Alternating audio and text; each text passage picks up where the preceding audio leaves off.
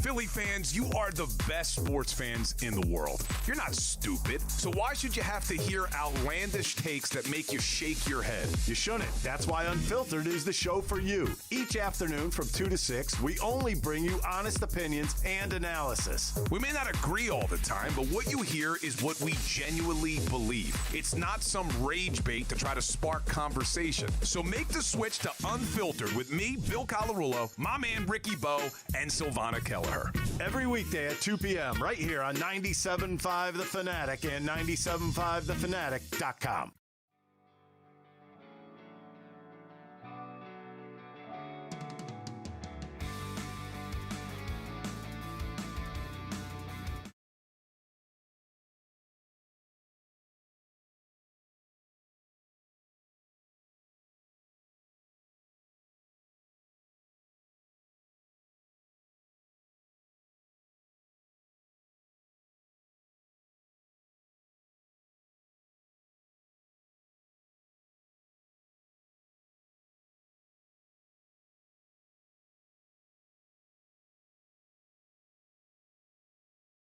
Are indeed live on YouTube. Just because we're broadcasting live here in sunny, beautiful Florida, we are also on YouTube. So shout out to YouTube. Shout out to every Eagles fan that made the trip to Raymond James Stadium because it was loud in the first half of that football game. And during the commercial break, let's talk about a little bit behind the curtain.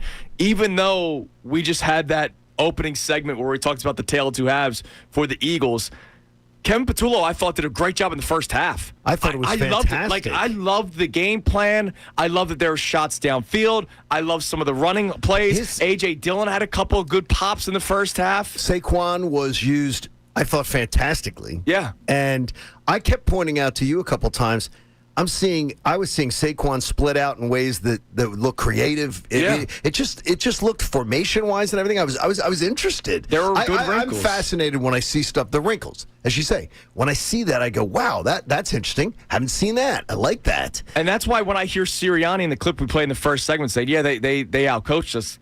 All right, but that can't keep happening. No, and it happened in week 1. It happened in week 2. In week 3, you were outcoached the first half. I understand that teams make adjustments. And look, Todd Bowles is a tremendous defensive-minded head coach, and there's a reason why the Eagles have had their struggles against them. But, man, it's been 4 weeks now. But the thing is, though, when Nick says that, and I know he's fallen on the sword, and by the way, I respect the hell out of him for that. Sure. But it falls on empty words when you keep saying it. But the bottom line is, they outcoached the Bucs completely in the first half. Yeah, wasn't even close. And then in the second half, it's as if they just got pantsed. Yeah. And I think a lot of it was self-inflicted wounds. I didn't understand, Andrew, the game plan, the offensive game plan in the second half. I just did not understand. Well, did you like the plays off of the quote-unquote tush push? They were very creative. The shovel passes. I thought Kevin Patullo did a really good job with play design. They were aggressive in the first half. And he deserves credit for that. We loved the first half. He deserves a lot of credit for that, and it shows you that he does have that in him. Now, for whatever reason, there was a collective, I guess, understanding to go conservative in the second half, which I do not agree with. You can't do that. You have to learn from previous weeks, and they clearly got conservative in that second half. Do you think that is imposed on the offensive coordinator, in your opinion? I do. It's part of their philosophy and their ideology to go conservative, especially when you factor in the heat. And it did look to me, guys, that the heat was starting to take effect on some of the players. Second half, they didn't have the same juice that they had to start the game. Yeah. But getting out to a fast start, let's not sweep this under the rug. That's been a challenge in Raymond James Stadium for the Eagles, and they came out ready. Say what you will about Nick Sirianni and getting out there a day early to acclimate, whatever it is, they went out there and they were ready to go, and I thought they had a really good plan. The special team spots them 7 points right off the bat. By the way, Cameron Latu has been a tremendous addition for the Eagles special teams. He's going to get lost in this because there's so many things that happen, but him signing to the 53 and being able to establish that physicality. Every time I talk to him, I just want to go out there and make a physical play and impose my will. He blocks the punt. Sidney Brown recovers it. The offense gets rolling from there. They got contributions from all three levels, but it just needs to be more consistent moving forward. So one of our questions for you, the audience, if you want to vent, whatever it is, if you just want to celebrate at 610-632-0975, I want to hear from you is, whether or not you think 2023 is in the back of your mind, forefront of your mind, John, I'm still stuck on what Rich Eisen said a couple weeks ago. The air of invincibility with this team, that no matter how it's looking, they're going to find ways to win. And that's what good teams do. Look, I remember saying the exact same stuff in 2023, so I feel like I'm having deja vu. And that's where it is. But when you're battle-tested and you won, in 2023, the story I still remember from Tim McManus, where everybody was walking with like their head down even after wins. Like Jalen Hurts was acting as if his dog died. And I think that played such a big factor that they lost. The fact that they won, I do think that's such a big weight off your shoulders that if you are having these types of weeks, you can sit around, look at the room and go, guys, we're champs. We need to get better. We can get better. To your point, John, there's probably nothing better than being 4-0 and still needing to improve your football There's coaching team. points. Yes. I guarantee you this, that Vic Fangio loves it. I guarantee you that Nick Sirianni loves it. So I don't have that feeling. You don't have the desperation of saying, we have to learn, we have to clean things up, plus we have to make up ground. We have to dig ourselves out of a hole. They're not 2-2 like last September. Right. They're coming out of September 4-0. And to me, that's the championship pedigree that they didn't have last year. Right. I think that's the difference between this September and last September. Just one thing, though. The first three possessions of the second half with that lead, 24-6. You have the lead. You have the ball. Start second half. You go three possessions, your first three possessions. You run 9 plays. That's horrible. In your first three possessions. You take 5 minutes off the clock in those three possessions, and you gain -9 yards. Yeah. And the defense is awful. baking. And you bake the defense up, and that lets Todd Bowles' team right back in the game. So, look, we'll check our text line coming up later on this hour. 610-632-0975. Is 2023 in the back or even forefront of your mind? But coming up next, unfortunately, we can't just celebrate a win or complain about some of the things we want to be better on the field. We also have to talk about cryptic messages on social media. It's the Real Housewives of South Philly. We'll get to it coming up next. It's Kincade and Salciunas, our man Andrew DeCecco, with us the entire show here on 97.5 The Fanatic. Now on 97.5 The Fanatic Sports Update. Eagles still undefeated. I'm Connor Thomas, and the Eagles moved to 4-0 yesterday with a tight 31-25 win over the Bucs down in Tampa after scoring 24 points in the first half. The offense stalled in the final 2 quarters. Eagles did not complete a pass in the second half and had minimal yardage as a result. Nick Sirianni talked about it after the game. We didn't coach well enough. We didn't play well enough in the second half. We were able to hang on for the win because the defense was able to get us some turnovers. Second half, I'm not sure any of us played or coached to our standard there on offense. That first half is about as good as you can play. It's hard to argue against the second half critiques, but the Birds still undefeated, joining the Bills as the only unbeaten teams in the NFL. Nick Sirianni will meet with media coming up around 3:15 p.m. today. Andrew DeCecco with the guys for the entire show, as you've heard. The Phillies walked off on the Twins in the 10th yesterday to wrap up their regular season with 96 wins, with the second best record in baseball. They're going to be the 2 seed in the National League playoffs. Game 1 of the NLDS is Saturday, October 4th against the winner of the Dodgers-Reds wildcard series. Yes, the Mets were eliminated yesterday by losing to the Marlins 4-0. And don't miss, coming up at 10 a.m., the debut of Middays with Marks. This update is brought to you by ParkWiz. Parking shouldn't slow you down. ParkWiz gives every driver, a shortcut. Book ahead, save up to 50%, and skip the hassle of circling the block. Park smarter, park faster, ParkWiz. Download the ParkWiz app and save when you park. I'm Connor Thomas on your home for the best Birds coverage, 97.5 The Fanatic and 97.5thefanatic.com.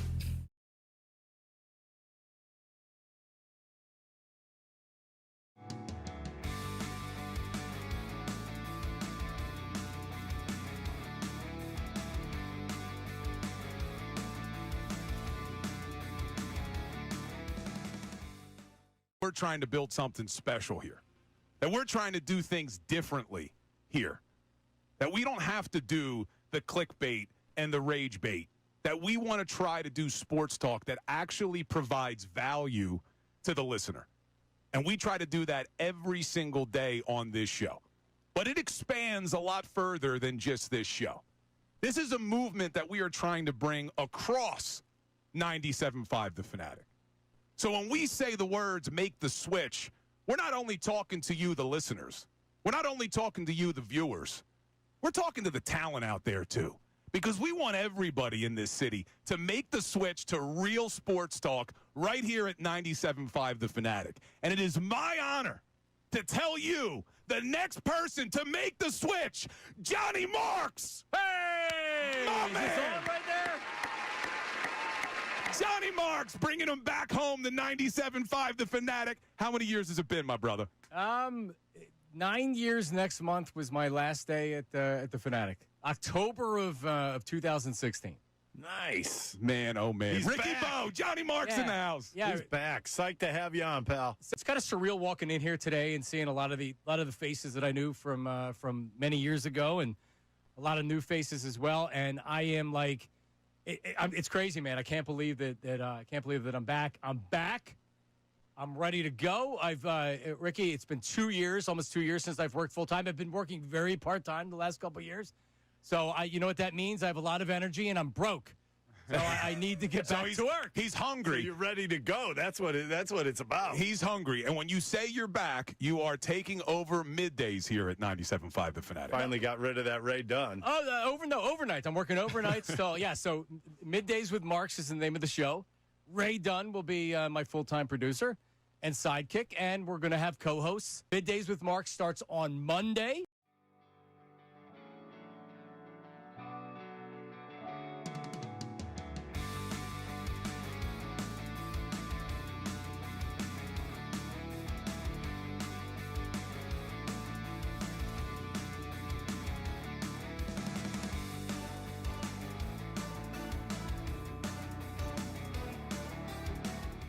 Philly fans, you are the best sports fans in the world. You're not stupid, so why should you have to hear outlandish takes that make you shake your head? You shouldn't. That's why Unfiltered is the show for you. Each afternoon from 2 to 6, we only bring you honest opinions and analysis. We may not agree all the time, but what you hear is what we genuinely believe. It's not some rage bait to try to spark conversation. So make the switch to Unfiltered with me, Bill Colarulo, my man Ricky Bo, and Silvana Kelleher.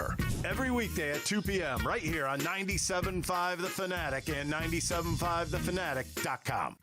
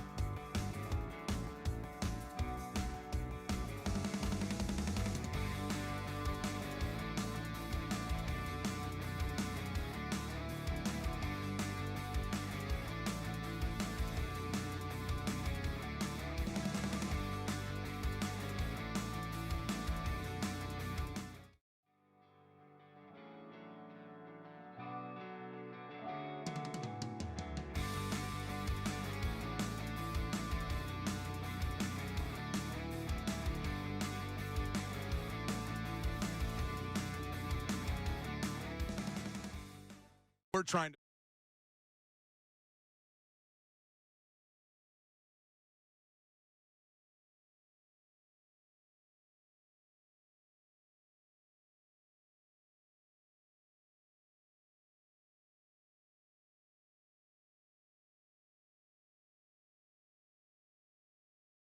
Somebody credit first before we talk about cryptic messaging. Multiple people credit, by the way, because our man Andrew DeCecco, I just saw you tweet out the snap counts of the Philadelphia Eagles yesterday. Can you please inform the people that played all 72 defensive snaps in that weather yesterday, especially that second half, whereas John mentioned 3 drives to start the second half, totaling -9 yards. For 9 plays and 5 minutes of possession time. So Andrew DeCecco is with us all show today. Andrew, who are the players that deserve, I think, gift baskets from the Philadelphia Eagles offense this morning? And Derek Jeter. Yeah, they should certainly be highlighted. Those players are Cooper DeJean, Drew Makuba, Zach Bond, Quinyon Mitchell, Reed Blankenship, and Jahad Campbell played 70 of 72 snaps. I mean, that's amazing considering, like, guys, listen, I know it was probably said on the broadcast. It was freaking hot It yesterday. was hot. The first half, there was like cloud coverage, and then when the second half started, which is when the Eagles offense never got going again. Clouds are gone. It was just sun was beating Blue down sky on everybody. And yellow, just yellowy sun coming down. It was nasty. So the fact that those guys played all 72 defensive That's snaps, and amazing. to your point, Jahad Campbell 70 of 72, that's spectacular.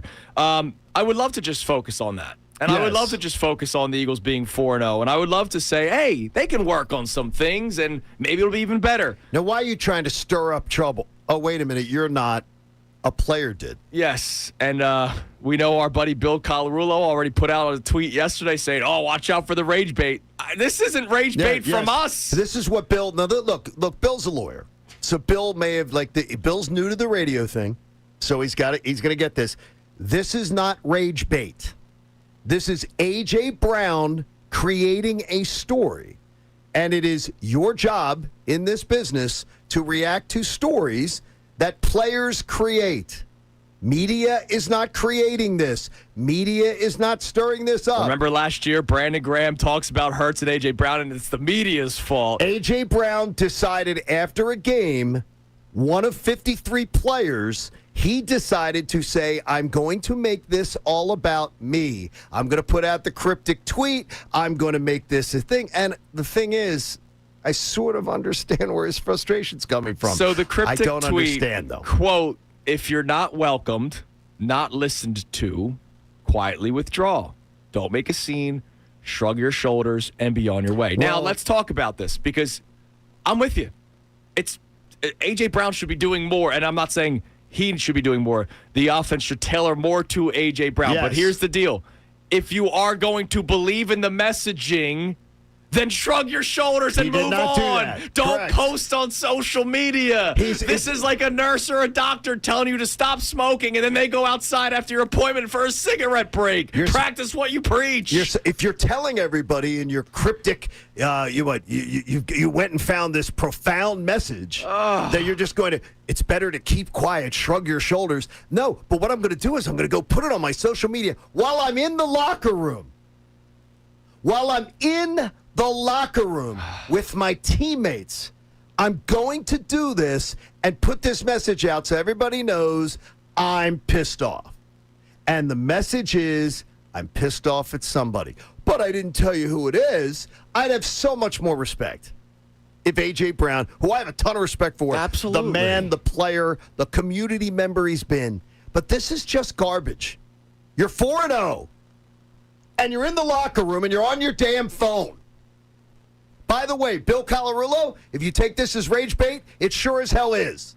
Because he should not be on his phone in the locker room sending out a tweet that is then, the media's trying to divide the team. No, that is you trying to divide the team. That is you going after one of your bosses, because that's what he's doing. He's not speaking about his quarterback. He's talking about being listened to, his input not being accepted.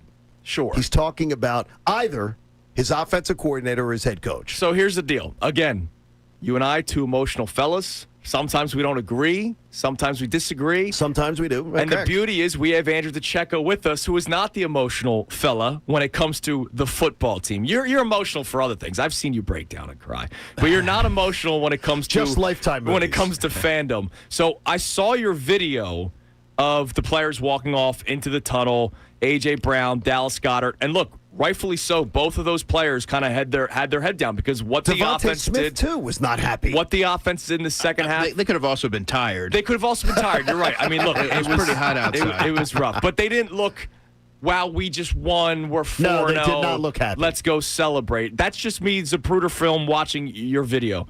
You were in the locker room. You talked to players after the game. What was that vibe like from the offense? Because seeing that message is not a good sign, because, again, if you're really practicing what you preach, then don't say anything. We agree with him. I'm not disagreeing with A.J. Brown, but we don't need this right now. What was your thoughts on all of this fiasco? Well, I mean, to be fair, nobody was overly elated walking off the field. Again, it was 100 degrees out there. They won a game. You have defensive players who played 72 snaps. I mean, I'll also say this. I think the fact that nobody was elated, they know that they left some meat on the bone. Sure. And this is a team that they've been to the top of the mountain before. They know what's required, and they know that that's not good enough. So that's another thing, another element that's different from the 2023 Eagles.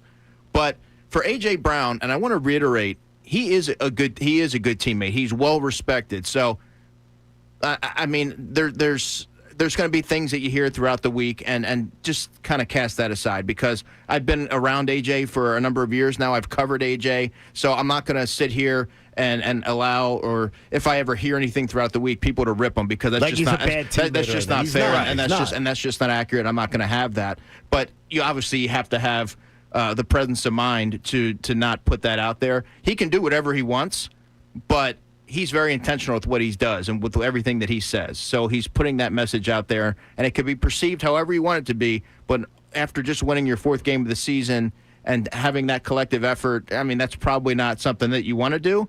But, AJ's going to do what AJ wants to do. I just don't want to hear later on in the week, oh, you guys made so much out of this. I was just upset. And, yeah, we get that you're upset, but why are you putting this out there? And even if he does delete it, because we've seen it. A.J. Brown's done the he's done that, yes. Post-delete. And this is why you and I have had this conversation numerous times, that social media is nobody's friend. It isn't. Like, if I didn't have this job, I would be off it. AJ, me too. And AJ is a guy who is documented, and I had to go back and read it myself last night.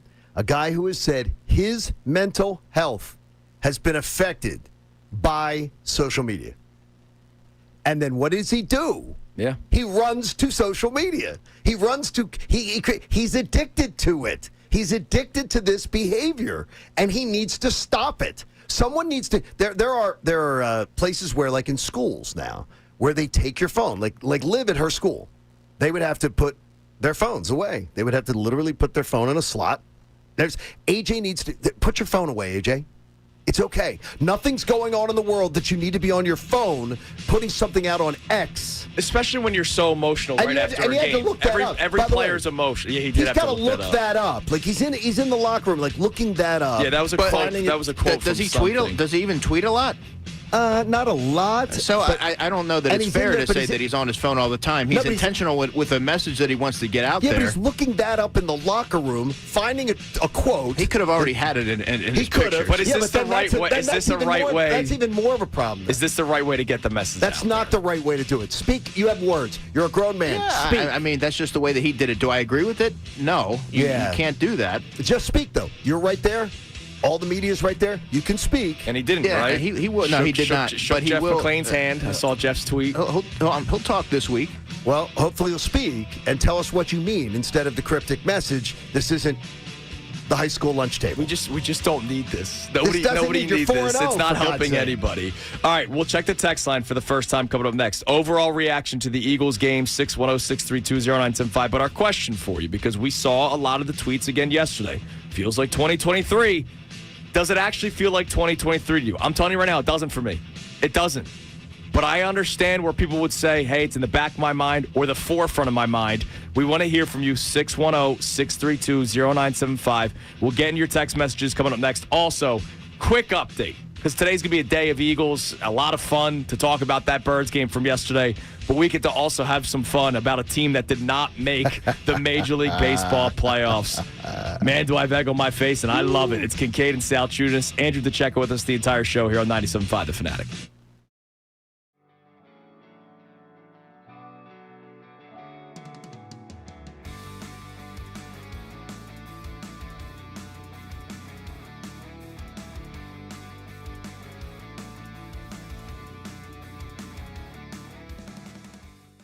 We're trying to build something special here. That we're trying to do things differently here. That we don't have to do the clickbait and the rage bait. That we want to try to do sports talk that actually provides value to the listener. And we try to do that every single day on this show. But it expands a lot further than just this show.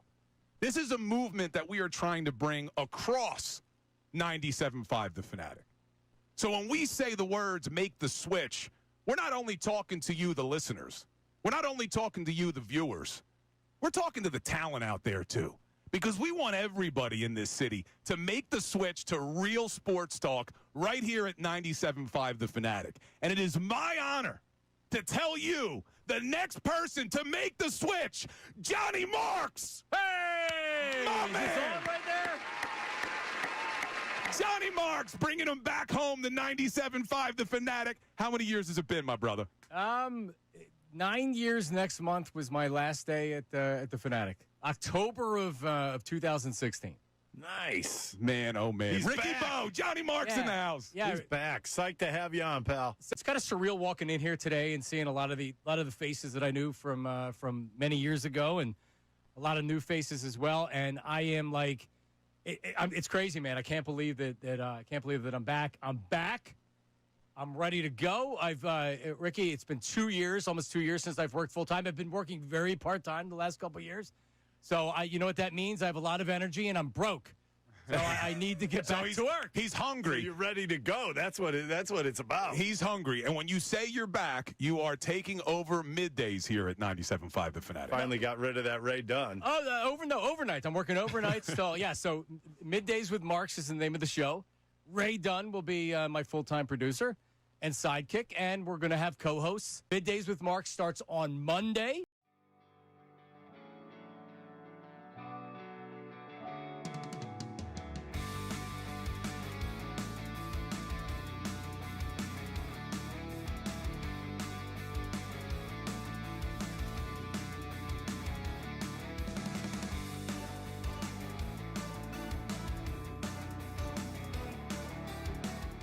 Philly fans, you are the best sports fans in the world. You're not stupid, so why should you have to hear outlandish takes that make you shake your head? You shouldn't. That's why Unfiltered is the show for you. Each afternoon from 2 to 6, we only bring you honest opinions and analysis. We may not agree all the time, but what you hear is what we genuinely believe. It's not some rage bait to try to spark conversation. So make the switch to Unfiltered with me, Bill Colarulo, my man Ricky Bo, and Silvana Kelleher. Every weekday at 2 p.m. right here on 97.5 The Fanatic and 97.5thefanatic.com.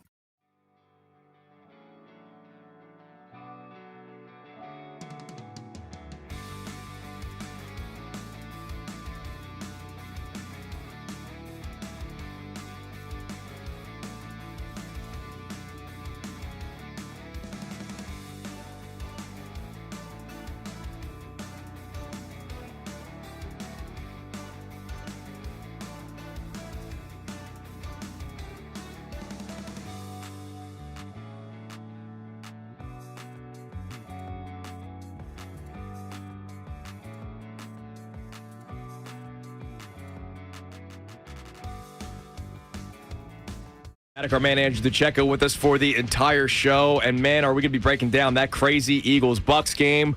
We unfortunately have to break down a cryptic tweet by A.J. Brown. But let's have some fun for a second. When I get to say, guys, I was wrong, and I love that. Now, I've been wrong. But there's nothing better than saying you're wrong when it's your team. The Phillies clinched the NL East a while ago, over a week ago, so I've been wrong.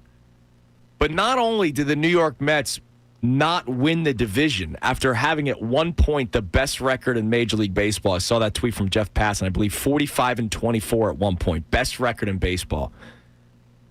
They didn't make the playoffs. John and I were on the bus ride back from Raymond James Stadium back to our hotel with the great Eagles fans that made the trip, cheering on the Birds. And then John Kincade announces, and I quote, and if somebody was not listening closely, they probably would have gotten nervous. John goes, "The Mets are dead."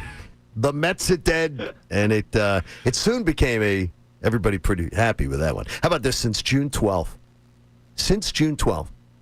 the Phillies swung 18 and a half games on the Mets. It's unbelievable.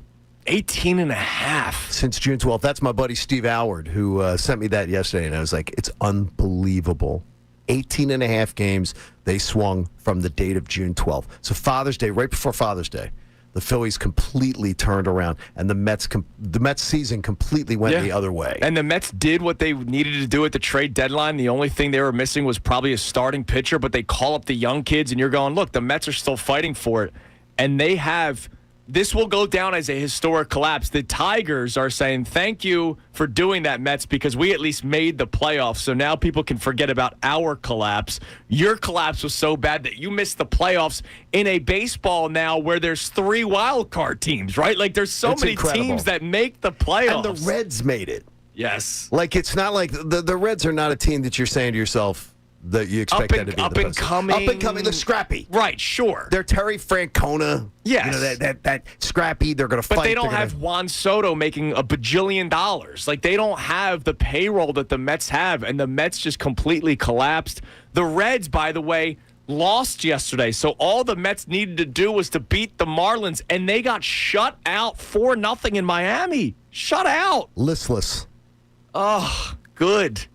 It was so good. I love it. The Mets broadcasters, too, if you haven't heard it, and I retweeted it. It was very funny. They were so upset. Yeah, they were. And look, rightfully so because of that collapse. Upset. So now we know that the Phillies will play the winner of the Reds and Dodgers. The games will all be in L.A. Because it's the wild card series. So it's a best of 3. The higher seed gets home field advantage throughout that. So all 3 games will be at Dodger Stadium. And then we find out after a couple of games who the Phillies will be hosting this Saturday, October 4th at Citizens Bank Park for the beginning of, hopefully, a very long Red October. You have to let me in on YouTube again, by the way. Oh, okay. I'll try to make that work. In case people don't know, I'm running the board, I'm running YouTube, and I'm hosting this damn show. Well, Haley's also doing that, which is good, but they got to let us in. All right.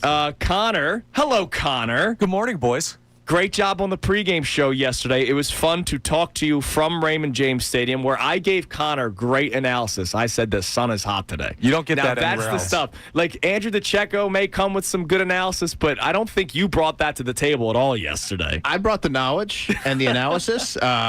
And I talked about the weather, too. I think I termed it as soupy. Oh, it was soupy, dude. It got rough. Connor, what are the people saying on the text line this morning? You can text the show at 610-632-0975. The question that we're asking you, even though I don't feel it, Andrew DeCecco doesn't feel it, I got to get more of John's thoughts on it. 2023, is that on the forefront of your mind? Back your mind? Or do you not think that this team is the 2023 Philadelphia Eagles, the team that we saw get to a Super Bowl, unfortunately lose, go 10-1, but it looked ugly through 11 weeks, and then all of a sudden it just went to crap? I don't feel that way about this team, but I also can tell that I'm saying the exact same things I probably said the first 4 weeks of that season. What do we got on the text line, Connor? For the record, I don't feel that way either, but we have texters who have 23 on their mind. Les from Ridley says, how can 2023 not be on your mind? It'll always be in the back of my mind, but after yesterday, the Dallas win and the Chiefs win do look a lot better to me. It's a better football team than 2023. It's not even close. And you mentioned the Fangio effect. That's a big one. And they're also a lot younger. Sure. Remember how many mercenaries, for lack of a better term, they signed that year? Zach Cunningham. Bradley Roby. Yes. Oh, wow. Right? I mean, Kevin Byard. Yep. Those were players who were stopgap type of solutions that weren't overly invested in what the Eagles were trying to build. So there's always that level of commitment that you're going to be. From the Colts, Shaq Leonard. Leonard. Remember the Shaq Leonard sweepstakes? Yeah, you're right. I saw a lot of people saying that you can't let the Cowboys get him. Well, I mean, that really seemed to pan out well. But the point is this team is far more talented than that team. They have Vic Fangio overseeing the defense, so you know what you're going to get. You're going to get a unit that's going to be ferocious. They're going to continue to develop and evolve throughout the season. There's in-game adjustments that you see constantly. And then offensively, Saquon Barkley you have. Now he hasn't gotten going, just 43 yards on 19 carries yesterday. But you have Jalen Hurts in that offense. And the sentiment from me, from someone who covers the team, and I'm there every day, I know that they're going to figure it out. Johnny, your thoughts on the 2023 comparisons? 2023, this team's a lot better because they've won a world championship. But I can absolutely totally understand why somebody would be thinking, wow, this has that feeling, because the Eagles were at 10-1, as was documented by our own local media. Players were saying they were the most miserable 10-1 team ever. Right. And we're talking about Jason Kelsey. We're talking about players that are the most profound leaders in the history of this franchise. They weren't happy at 10-1. Weren't happy with their coaching staff. Weren't happy with the way they were playing.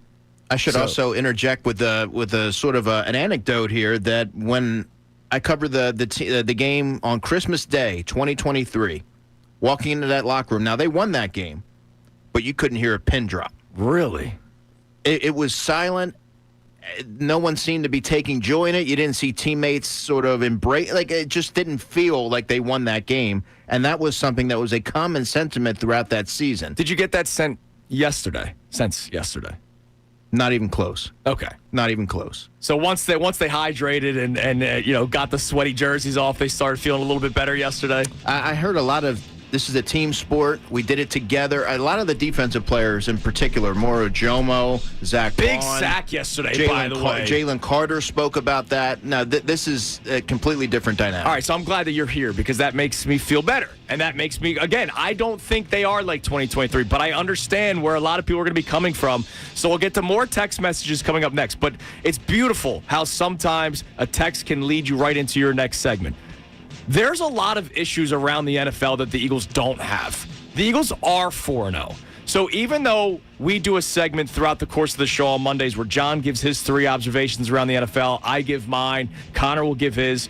Coming up next, this was a great weekend for the Eagles. Not just the fact that they're 4-0, but if you look around the NFC and look at what some of the other teams are dealing with and what they dealt with yesterday, this was close to, if not, a perfect weekend for the Philadelphia Eagles. We'll talk about that coming up next. It's Kincade Salciunas here on 97.5 The Fanatic. Now on 97.5 The Fanatic Sports Update. A tale of two halves. I'm Connor Thomas, and the Eagles moved to 4-0 yesterday with a tight 31-25 win over the Bucs down in Tampa, but it was a tale of two halves again. They scored 24 points in the first half, and then the offense stalled in the final 2 quarters. The Eagles did not complete a pass in the second half and had minimal yardage as a result. Nick Sirianni talked about it after the game. We didn't coach well enough. We didn't play well enough in the second half. We were able to hang on for the win because the defense was able to get us some turnovers. Second half, I'm not sure any of us played or coached to our standard there on offense. That first half is about as good as you can play. And yet, they're still undefeated. One of 2 remaining unbeaten teams in the NFL. The Buffalo Bills, the only other one. Nick Sirianni will meet with media around 3:15 p.m. this afternoon. Andrew DeCecco stays with the guys for the entirety of the show today. The Phillies walked it off on the Twins in the 10th inning yesterday to wrap up their regular season with 96 wins. Second best record in all of baseball. They're going to be the 2 seed in the National League playoffs. Game 1 of the NLDS is Saturday, October 4th, against the winner of the Dodgers-Reds wild card series. Yes, the Reds, because the Mets lost 4-0 to the Marlins yesterday and missed the playoffs. Love that. I also love that coming up at 10, you're going to be able to hear the first edition of Middays with Marks. This update is brought to you by Gary Barbera's on the Boulevard. Is Birds coach Nick and Barbera's on the Boulevard the best? Boy, I guess. And DallasStillSucks.com. I'm Connor Thomas on your home for the best Birds coverage, 97.5 The Fanatic and 97.5thefanatic.com. The Philadelphia 76ers. Will this be the season they stay healthy and make a push toward the top of the Eastern?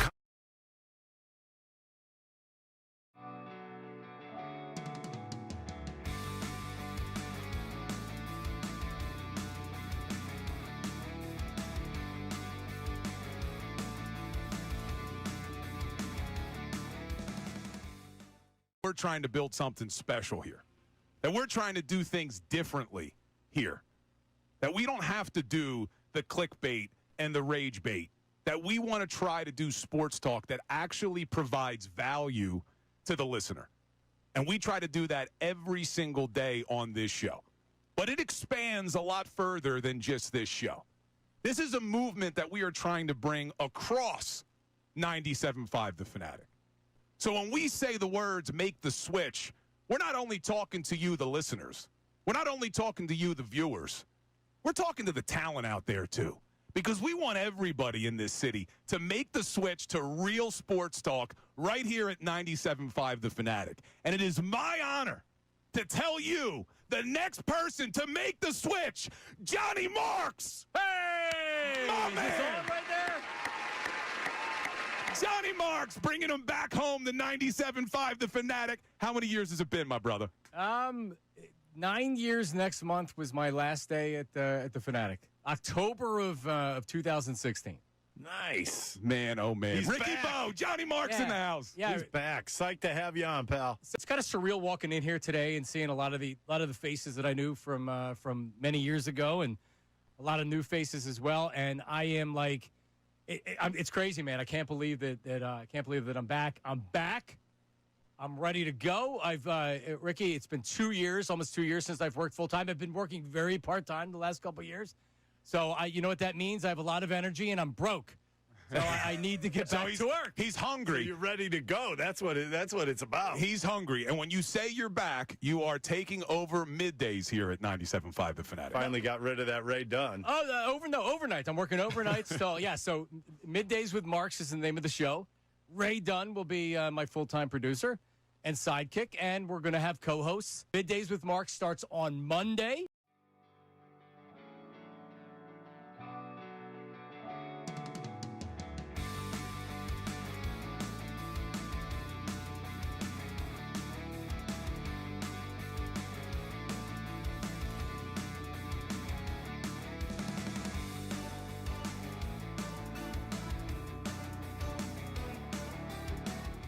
Philly fans, you are the best sports fans in the world. You're not stupid, so why should you have to hear outlandish takes that make you shake your head? You shouldn't. That's why Unfiltered is the show for you. Each afternoon from 2 to 6, we only bring you honest opinions and analysis. We may not agree all the time, but what you hear is what we genuinely believe. It's not some rage bait to try to spark conversation. So make the switch to Unfiltered with me, Bill Colarulo, my man Ricky Bo, and Silvana Kelleher.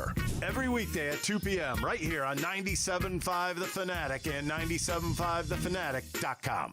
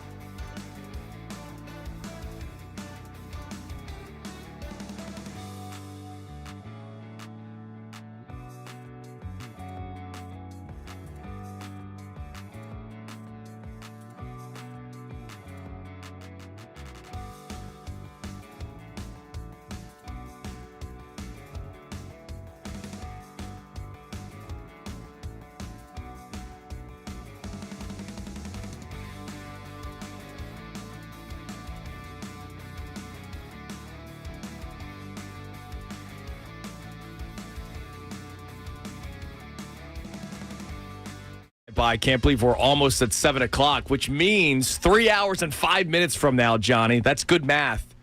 The beginning of Middays with Marks. John Marks begins his show today, 10 o'clock here on 97.5 The Fanatic. Obviously, we had him in studio with us this past Friday for a few minutes. You know how much I love Johnny and what he did for me early on in my career when he kind of took me under his wing 11 years ago. Wow. So it's really cool for him to be back. And what a great day to start after a perfect content game. Eagles get the win. We celebrate that they're 4-0, but it was a pretty bad second half. And then, of course, the cryptic tweet from A.J. Brown that has to be addressed. And I'm not just saying has to be addressed here on 97.5 The Fanatic. Has to be addressed within the Eagles locker room. I would imagine somebody has to go to A.J. Brown and say, yo, what's the deal over here, guy? What's going on? Like, what are you doing? Like, why would you in any way, shape, or form to think that that's okay? Like you don't like you're first of all, you should be tweeting in the locker room. Right. There's no reason for. Well, I mean, to be clear, they can do whatever they want. Like they can tweet, they can post photos, they can do whatever they want. They can be as divisive as they want to be. They have that opportunity. That's divisive behavior. There's no reason to do that. Here's what I'll say. They just won a game. They're 4-0. They've got the best record in the NFL. And he's choosing to make it about himself. I know. He could have talked yesterday, but he opted not to. But I'm not going to sit here and speak for AJ. Hopefully he's able to clarify this week about what that was all about. Well, what we got to speak to is what he did. Right. Because he didn't speak. And what he did is he went to his phone. Right, I've already said I don't agree with it. No, but that's what I'm saying is, but the thing is this is a message he's doing. He's putting his team and then putting himself ahead of a team. So here's what I just want to get this message out there because I know that there's going to be people that are upset that we're even talking about it, right? Like, oh, come on, just ignore it. The vibes are high. They're 4-0. I'm just going to say this because I know how we are as Philadelphia sports fans. And so when we always talk about pull your big boy, big girl pants on, we can have conversations like this. if this was happening with the Dallas Cowboys, if CeeDee Lamb, well, he's injured, but if CeeDee Lamb went on social media after the game yesterday and complained, or if we're watching Travis Kelce go on social media or on the New Heights podcast and starts complaining about Andy or the way the offense is going, what would we do? Ha! Look at the trouble in Kansas City. Ha! Big Dallas. There's always issues in Dallas. We would react to it, not only as radio hosts, but Eagles fans, our fellow Eagles fans, would make fun or poke fun or have fun with the cryptic messaging that's happening with other teams. So just because it's A.J. Brown and the Eagles, we should not ignore it just because it's our team. It's the team that we love. It's the team that's 4-0. If this was happening in any other city, we would talk about it. And nobody did this but AJ. Sure. Nobody took his phone. Nobody looked up let's post this. Nobody wrote the tweet for him. He chose to do this. It's shocking. You're now, 4-0. That means... But he also said, I love y'all with all my heart. He tweeted that too. That was the first tweet. Right. Then he put the cryptic message out. Right. That's basically saying with the fans. You know what that is? Now I'm about to drop the bomb on somebody instead of just standing there and just telling us, well, who do you have an issue Andrew, with? that's me going with all due respect. Exactly. You look like crap today. Exactly. That's what That's that what is. it is. Yeah, whenever I say with all due respect, you know what's coming. yeah, exactly. So you're listening to 97.5 The Fanatic, WPEN, WPEN HD1, Burlington. That's how I set it up. Burlington, Philadelphia, a Beasley Media station broadcasting through the Comcast Business Studio, powering possibilities. We are broadcasting live from the Beasley Studios in Florida, St. Petersburg, Florida. So we're still Beasley Media Group. We're just here in St. Petersburg, Florida. Eagles are 4-0. And even though there's the drama with A.J. Brown and there's the drama with the second half of the game, if you look around the NFL, because this is what we did a lot last year, John. Last year, how many times would people tweet or text or call in and say something to the extent of, well, what if this goes wrong? What if that goes wrong? And we would always say, well, you could say the same thing about the Lions. And a lot of things went wrong for the Lions last year. You could say the same thing about any top team in the NFL, like the 49ers last year. Man, did they deal with a lot of crap last year. If you look around the NFC, let's just stick with the NFC right now. So nice to look at If you this. look around the NFC so far this season, but yesterday was almost a perfect day for the Philadelphia Eagles. So they get the win. They improve to 4-0. They beat the Buccaneers. NFC team, they fall to 3-1. The Vikings lose in Dublin to the Steelers yesterday. An NFC team that people go, that could be a playoff team. The Commanders lose to the Falcons yesterday. You were all over that one. The Commanders fall to 2-2. So you're already 2 games up of the Commanders, who a lot of people were afraid of before the season started. Who's my bet? Oh, no, the bet never came in. It never came in. Who was it supposed to be with? One of our YouTubers. Okay. He's telling me the Commanders. But wait a minute, though. Our buddy Mikey Miss, hopefully enjoying retirement. Our buddy Bill Colarulo. They picked the Commanders to win the division as soon as the schedule came out. Big Commanders, guys. I mean, I liked them a little bit, too, this year. You liked them, but you didn't like them more than the Eagles. No, I did Correct. not. Jags beat the Niners yesterday. The Rams win. That was a miracle. That was a miracle win against a Colts team that's playing football really well. And then probably the biggest one last night, the Packers, 40-40, they tie with the Dallas Cowboys. That's incredible. And because of the tie in a game that you would say the Packers should have won that game, just like they should have beaten the Browns, right? So I know a tie could help you out in the long run. It could also hurt you in the long run, considering who it's against. Put you a game and a half behind the Eagles in the conference. I mean, right now, you're waking up this morning.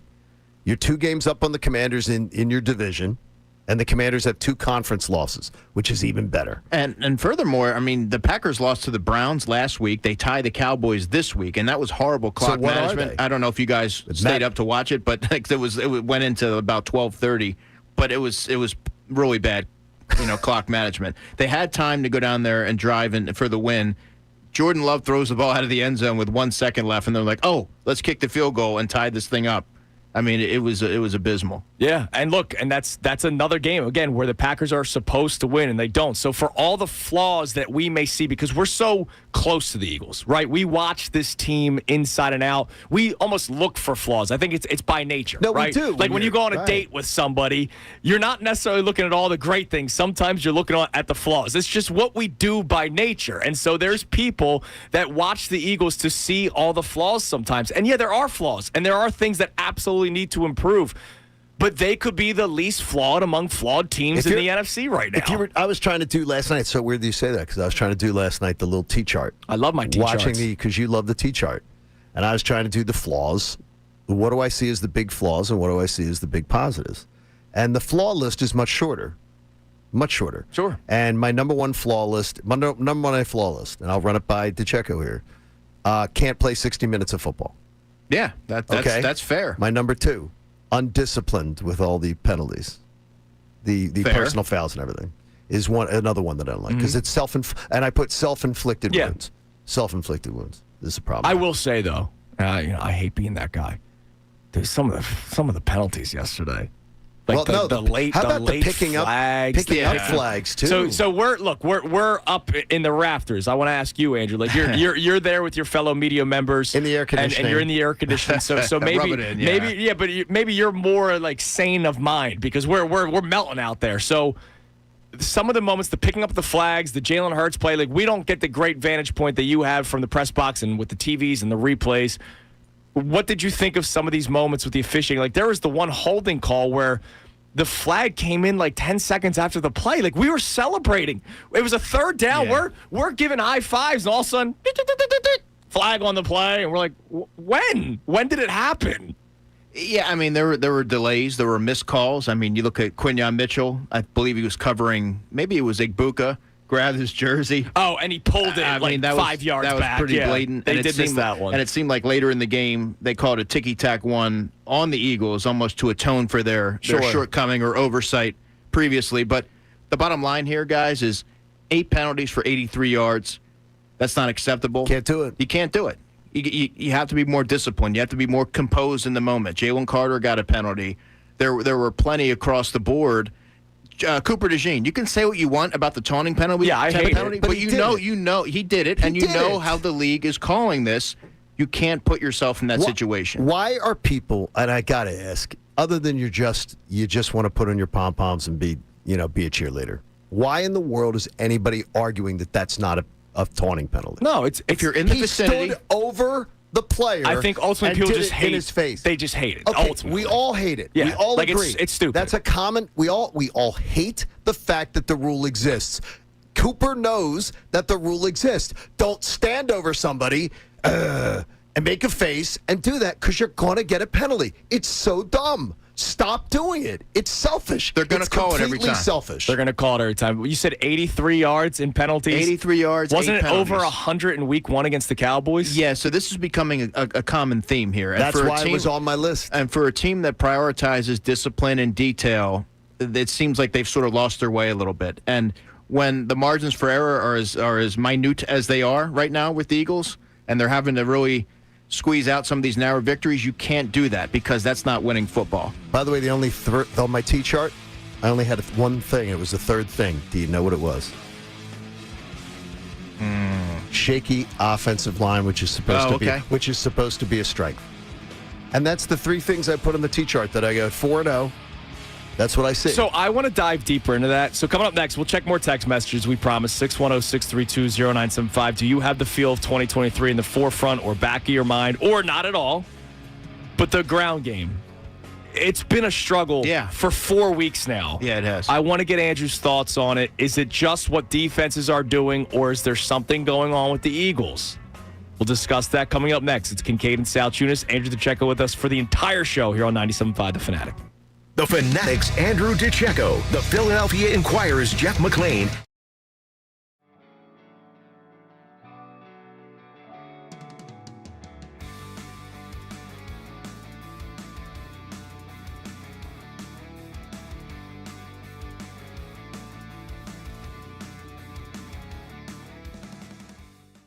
We're trying to build something special here. That we're trying to do things differently here. That we don't have to do the clickbait and the rage bait. That we want to try to do sports talk that actually provides value to to the listener. And we try to do that every single day on this show. But it expands a lot further than just this show.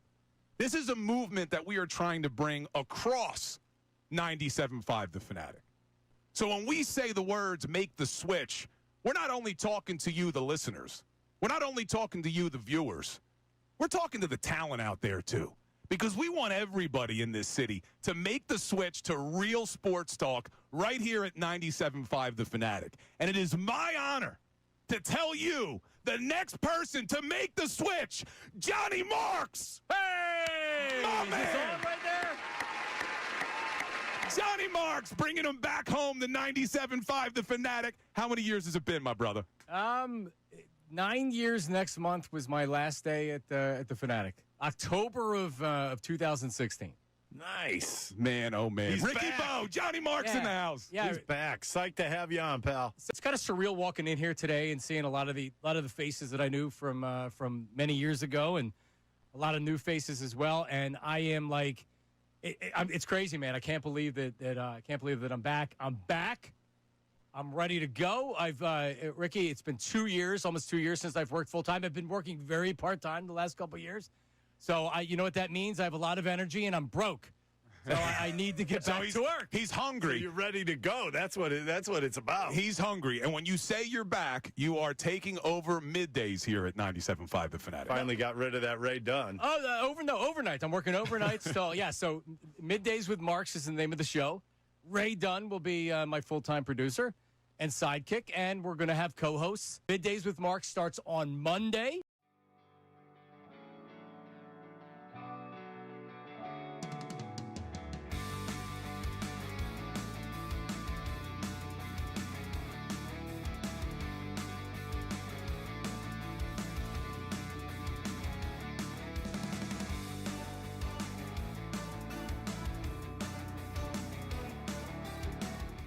Philly fans, you are the best sports fans in the world. You're not stupid, so why should you have to hear outlandish takes that make you shake your head? You shouldn't. That's why Unfiltered is the show for you. Each afternoon from 2 to 6, we only bring you honest opinions and analysis. We may not agree all the time, but what you hear is what we genuinely believe. It's not some rage bait to try to spark conversation. So make the switch to Unfiltered with me, Bill Colarulo, my man Ricky Bo, and Silvana Kelleher. Every weekday at 2 p.m. right here on 97.5 The Fanatic and 97.5thefanatic.com.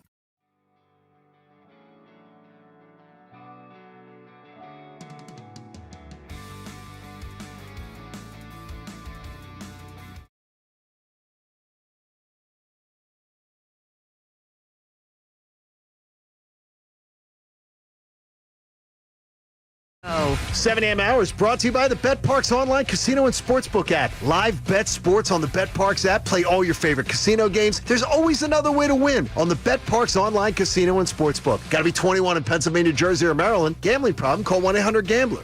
It is 7-11 here on Kincade and Salciunas, 97.5 The Fanatic. Talking a lot about this Eagles game from yesterday. The cryptic message from A.J. Brown. I want to get to the text line, Connor, because I know we've been very busy because there has been so much to unpack, and our man Andrew DeCecco is here with us in the Beasley Studios here in St. Petersburg, Florida. I don't know. That's when we went over that bridge this morning. We went from Clearwater over to St. Petersburg. I get into the Uber, and wherever they drop me off, they drop me off. We're talking a lot about this 31-25 win for the Eagles yesterday, where it was 24-6 at halftime. 24-3, and then they gave up that field goal at halftime. It was a great field. Yeah, that's not a. They gave that up. You know what I'm pissed at. I hate the kicking game right now. I hate the fact that we're seeing 65 yards, 63 yards being routine now in the NFL. Changes the game, No, I think it's stupid. Changes the game. I think kicking has become too much. With the special kicking balls and everything. Much. Well, Yeah. you couple that with the weather, and it's going to help with the. That was, by the way, that was into the wind. Like, the wind was blowing. He hits a 65-yarder into the wind. The fact that 60-yard plus field goals are now routine in the NFL means kicking is become too much. It's also a weapon for the Eagles if they could cross midfield in the second half. What do we got on the text line, Connor? It's 610-632-0975. Overall reaction to the Eagles game, but our question for you, do you have 2023 on your mind? Forefront. back, whatever. Do you have it on your mind at all? What do we got on the text line? Lou from Langhorne checks in, says, I love winning, but I can't get past the feeling that something's broken on the offense. It feels eerily similar to 2023, even though I know that this is a better team. A.J. Brown getting cryptic is not the problem. It's just a symptom of something more. I believe that we're one blowout loss from finger pointing and internal changes. And here's the deal. I don't think they're ever going to get blown out. I don't. I don't think there's going to be a blowout loss unless it's the Packers or Lions, and that's not for another couple of weeks. And I would hope in the weeks leading up to that, they have some things figured out. Now, one thing, Andrew, that they need to figure out is this ground game. Because if they want to have this conservative approach that even you pointed out, it seems like it got force-fed into the game the second half. Like, all right, we got the lead. Let's be conservative again, just like we were the first half against the Rams, and that's why we were down. It was pretty much the same thing. Down in the first half against the Rams, you win the game against the Bucs, but in the second half, it was all Tampa Bay. So this conservative approach is not working for the Eagles so far this year. Saquon Barkley, week 1 against the Cowboys, 18 carries for 60 yards. That's 3.3 yards per carry. Week 2 against the Chiefs, 22 for 88, 4 yards per carry. Last week against the Rams, 18 for 46, just 2.6 yards per carry. And yesterday, a season low, 19 for 43, 2.3 yards per carry for Saquon Barkley. He is averaging 3.1 yards per carry over the course of the first 4 weeks of the season so far. I understand that defenses are going to do whatever they can to not let Saquon Barkley beat them. But it got to the point where, hey, Patullo, how about we stop running right into Vita Vea? Because that's what it was. The second half, it was, let's just go right into Vita Vea, and this behemoth of a man is going to bring you down. What are you seeing with this ground game? Because I'm sorry, it can't just be defenses are loading up the box anymore. Yeah, well, I think it's a multitude of things. So the interior of the Eagles' offensive line hasn't played to their standard, right? And when you talk about runs up the middle, and Saquon's largely a north and south type of runner, sure, that's a problem. I also think that you have to get away from the 12 personnel, the 2 tight end sets, and go more 11 personnel. Spread teams out, create more space for your running back. So that comes down to schematics and things like that. That's on Kevin Patullo. There's also times where I watch Saquon Barkley, and you kind of sense maybe a little frustration, maybe like he's pressing a little bit because the holes aren't there like they were last year. And sometimes you're trying to create when there's not a lot there instead of taking what's in front of you. So I think it's a culmination of things that are resulting in a really lackluster ground attack. And I want to say this because you guys are going to get questioned about this week. I don't think it's the hangover for rushing for over 2,000 yards last season, and that's his body sort of paying the price there. That's not the case here. There's a lot of different things that are at play, a lot of different elements, but that hangover from rushing for 2,000 yards is not one of them. Could it be part of it though? I don't think so. You don't think? You think he's good to go?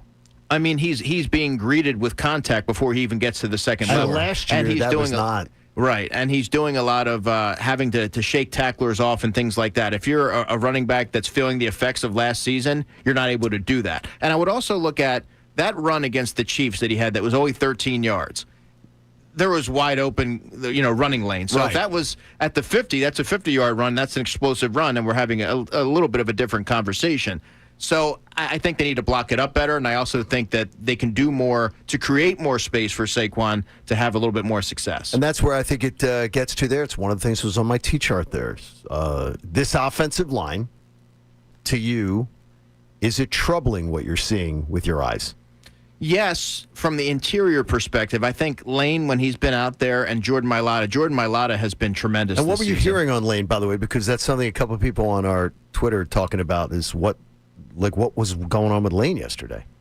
Yeah, so they called it a shoulder, and he had the stinger last week, so sometimes that could be a residual effect, I assume, and I didn't see Lane after the game, but he was questionable. He wasn't ruled out, so that's something that they're going to have to keep an eye on. Fred Johnson went in there and replaced him. So we talk about. Did you think he did well like he did last week? I have to go back. I'd like to watch a game 2 or 3 times, but based off of the initial view, I would say yes, but when you look at the offense and somehow it was sputtering in the second half, I think you have to look at Lane Johnson not being there. You have to look at Tyler Steen hyperextending his knee before halftime, and he's fighting through that in the second half. Sure. And then you couple that with you're not getting necessarily what you're accustomed to from Landon and from Cam Jurgens in the middle of that line. I don't know what the number ended up being, John, but remember at one point when we're watching the game at Raymond James Stadium, they have all the stats, the fantasy stuff going on. For the 1 o'clock slate, Jalen Hurts had the second fewest time to throw in the NFL. So that was at 4 o'clock, by the way. And the number one was Rodgers. Right. Number one was Rodgers. He played the 9:30 game, Eastern time because they were in Dublin. And Jalen Hurts, it was like 2.2 seconds to throw. And I know part of that's blitzing because that's what Todd Bowles does, but the offensive line did not hold up well yesterday. No, they didn't, and it certainly doesn't help when your right guard is banged up for a half of football and you lose Lane Johnson, the best in the business, on the right side. So that right side took a little bit of a hit yesterday. All right, coming up next, we do this every single Monday. We do 3 observations that we picked up on from the rest of the NFL. So John's going to give his 3 at 7:30. I give mine at 8:30. Connor gives his at 9:30. Andrew, we'll get yours at some point. Your 3 observations from the rest of the NFL, whether it impacts the Eagles or doesn't. Just something from the NFL that you saw. 3. We'll get John's. But before that, I have to ask you guys a question because the 2023 comparison that we're going to keep on hearing over and over and over again, there is something that's freaking bothering me, and I understand the heat had an impact yesterday, but I've seen it through 4 weeks, and it's not what we saw last year with the Eagles. I'll tell you what next. You guys don't even know about it. I'm talking to John and Andrew. So I'll tell you what next. It's Kincade Salciunas, 97.5 The Fanatic. Now on 97.5 The Fanatic Sports Update. The Birds hang on in Tampa. I'm Connor Thomas, and the Eagles moved to 4-0 yesterday with a tight 31-25 win over the Bucs down in Tampa Bay. They scored 24 points in the first half, the Eagles did, but the offense stalled out in the final 2 quarters. Birds didn't even complete a pass in the second half and had minimal yardage as a result, but they hung on for the victory. Nick Sirianni talked about the play calling, coaching, everything in the second half. We didn't coach well enough. We didn't play well enough in the second half. We were able to hang on for the win because the defense was able to get us some turnovers. Second half, I'm not sure any of us played or coached to our standard there on offense. That first half is about as good as you can play. But the Eagles did come out on top, and they are one of 2 left unbeaten teams in the NFL, joining the Buffalo Bills. Sirianni will meet with the media at 3:15 p.m. today. Andrew DeCecco with the guys for the entire show down in Tampa. The Phillies walked it off on the Twins in the 10th in game 162 to wrap up their regular season with 96 wins. Second best record in all of baseball. They'll be the 2 seed in the National League playoffs. Game 1 of the NLDS is Saturday, October 4th, against the winner of the Dodgers-Reds wildcard series. The Mets were eliminated yesterday with a 4-0 loss to the Marlins. Middays with Marks, 10 a.m. today, the first show, so make sure you don't go anywhere. This update is brought to you by Delaware County EDSI. Looking for work in Delaware County? PA Career Links Fall Hiring Fest is October 14th at the Springfield YMCA. Hundreds of jobs, direct interviews, hiring on the spot. Don't miss it. I'm Connor Thomas on your home for the best Birds coverage, 97.5 The Fanatic and 97.5thefanatic.com. The Philadelphia Flyers, full of youth, energy, and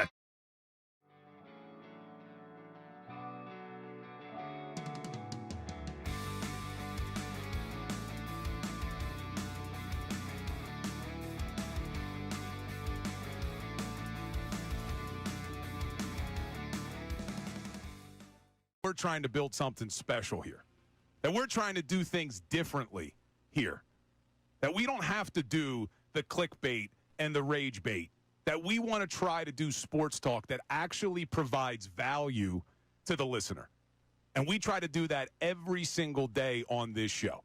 But it expands a lot further than just this show. This is a movement that we are trying to bring across 97.5 The Fanatic. So when we say the words make the switch, we're not only talking to you, the listeners. We're not only talking to you, the viewers. We're talking to the talent out there, too. Because we want everybody in this city to make the switch to real sports talk right here at 97.5 The Fanatic. And it is my honor to tell you the next person to make the switch, Johnny Marks. Hey! My man! Is this on right there? Johnny Marks bringing him back home to 97.5 The Fanatic. How many years has it been, my brother? 9 years next month was my last day at the Fanatic. October of 2016. Nice. Man, oh, man. He's Ricky back. Bo, Johnny Marks in the house. Yeah, He's back. Psyched to have you on, pal. it's kind of surreal walking in here today and seeing a lot of the faces that I knew from many years ago, and a lot of new faces as well. And I am like, it's crazy, man. I can't believe that I'm back. I'm back I'm ready to go. Ricky, it's been 2 years, almost 2 years since I've worked full time. I've been working very part-time the last couple of years. So you know what that means? I have a lot of energy and I'm broke. So I need to get back to work. He's hungry. You're ready to go. That's what it's about. He's hungry. And when you say you're back, you are taking over middays here at 97.5 The Fanatic. Finally got rid of that Ray Dunn. Oh, overnight. I'm working overnight. So Middays with Marks is the name of the show. Ray Dunn will be my full-time producer and sidekick, and we're going to have co-hosts. Middays with Marks starts on Monday.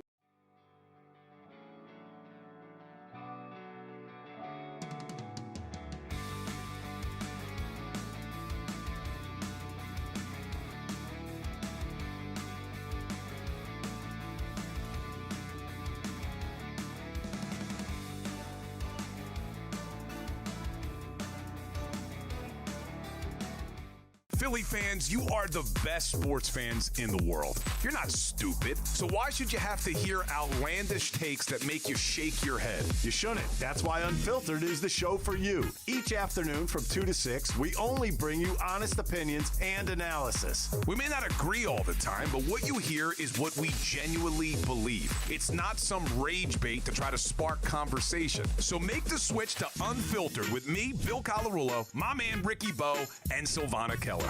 Every weekday at 2 p.m. right here on 97.5 The Fanatic and 97.5thefanatic.com.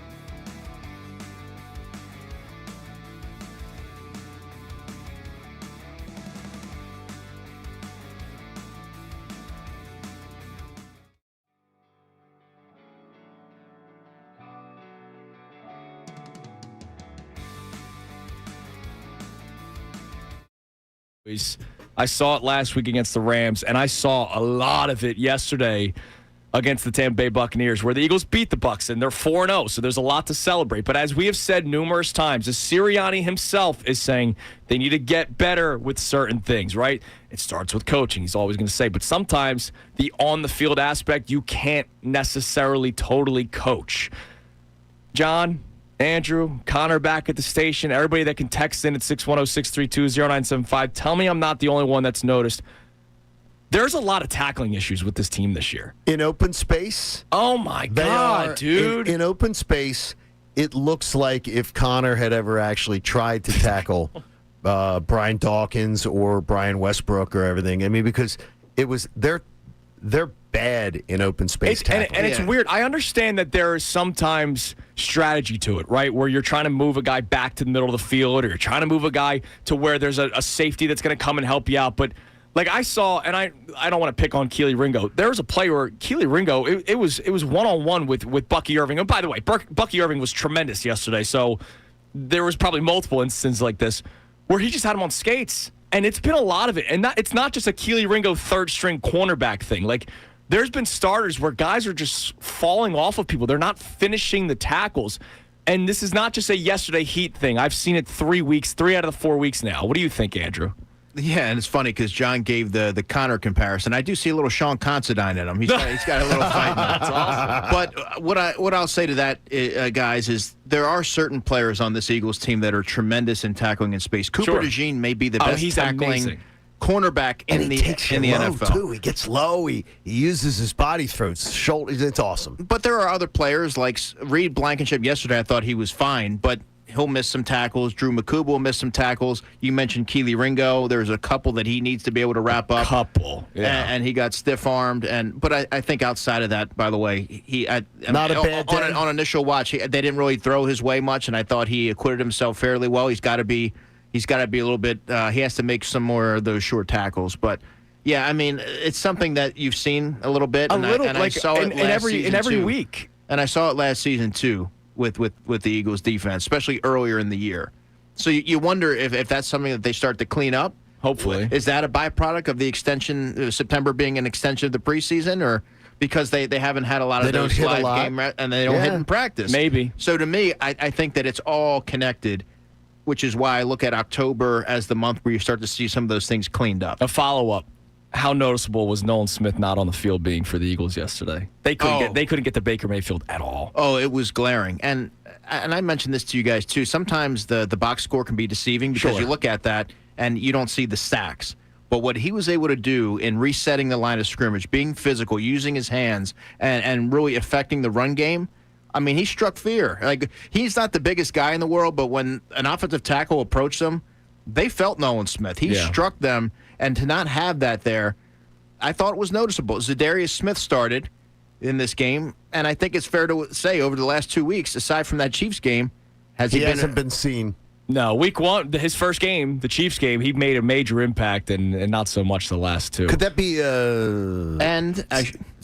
scheming against him, or could it be an age thing too? Well, I'll get to that in a second, but I should also mention that Obo Okoronkwo played 4 snaps in the game. They activated him to give some depth there at the edge. He was immediately ruled out with a triceps injury.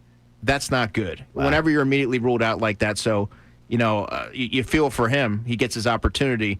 But that left the Eagles with only 3 edge rushers in that game. Jalix Hunt, Zadarius Smith, and Patrick Johnson. Patrick Johnson is exclusively a special teams player who Vic Fangio does like, and will work him in defensively, but sparingly.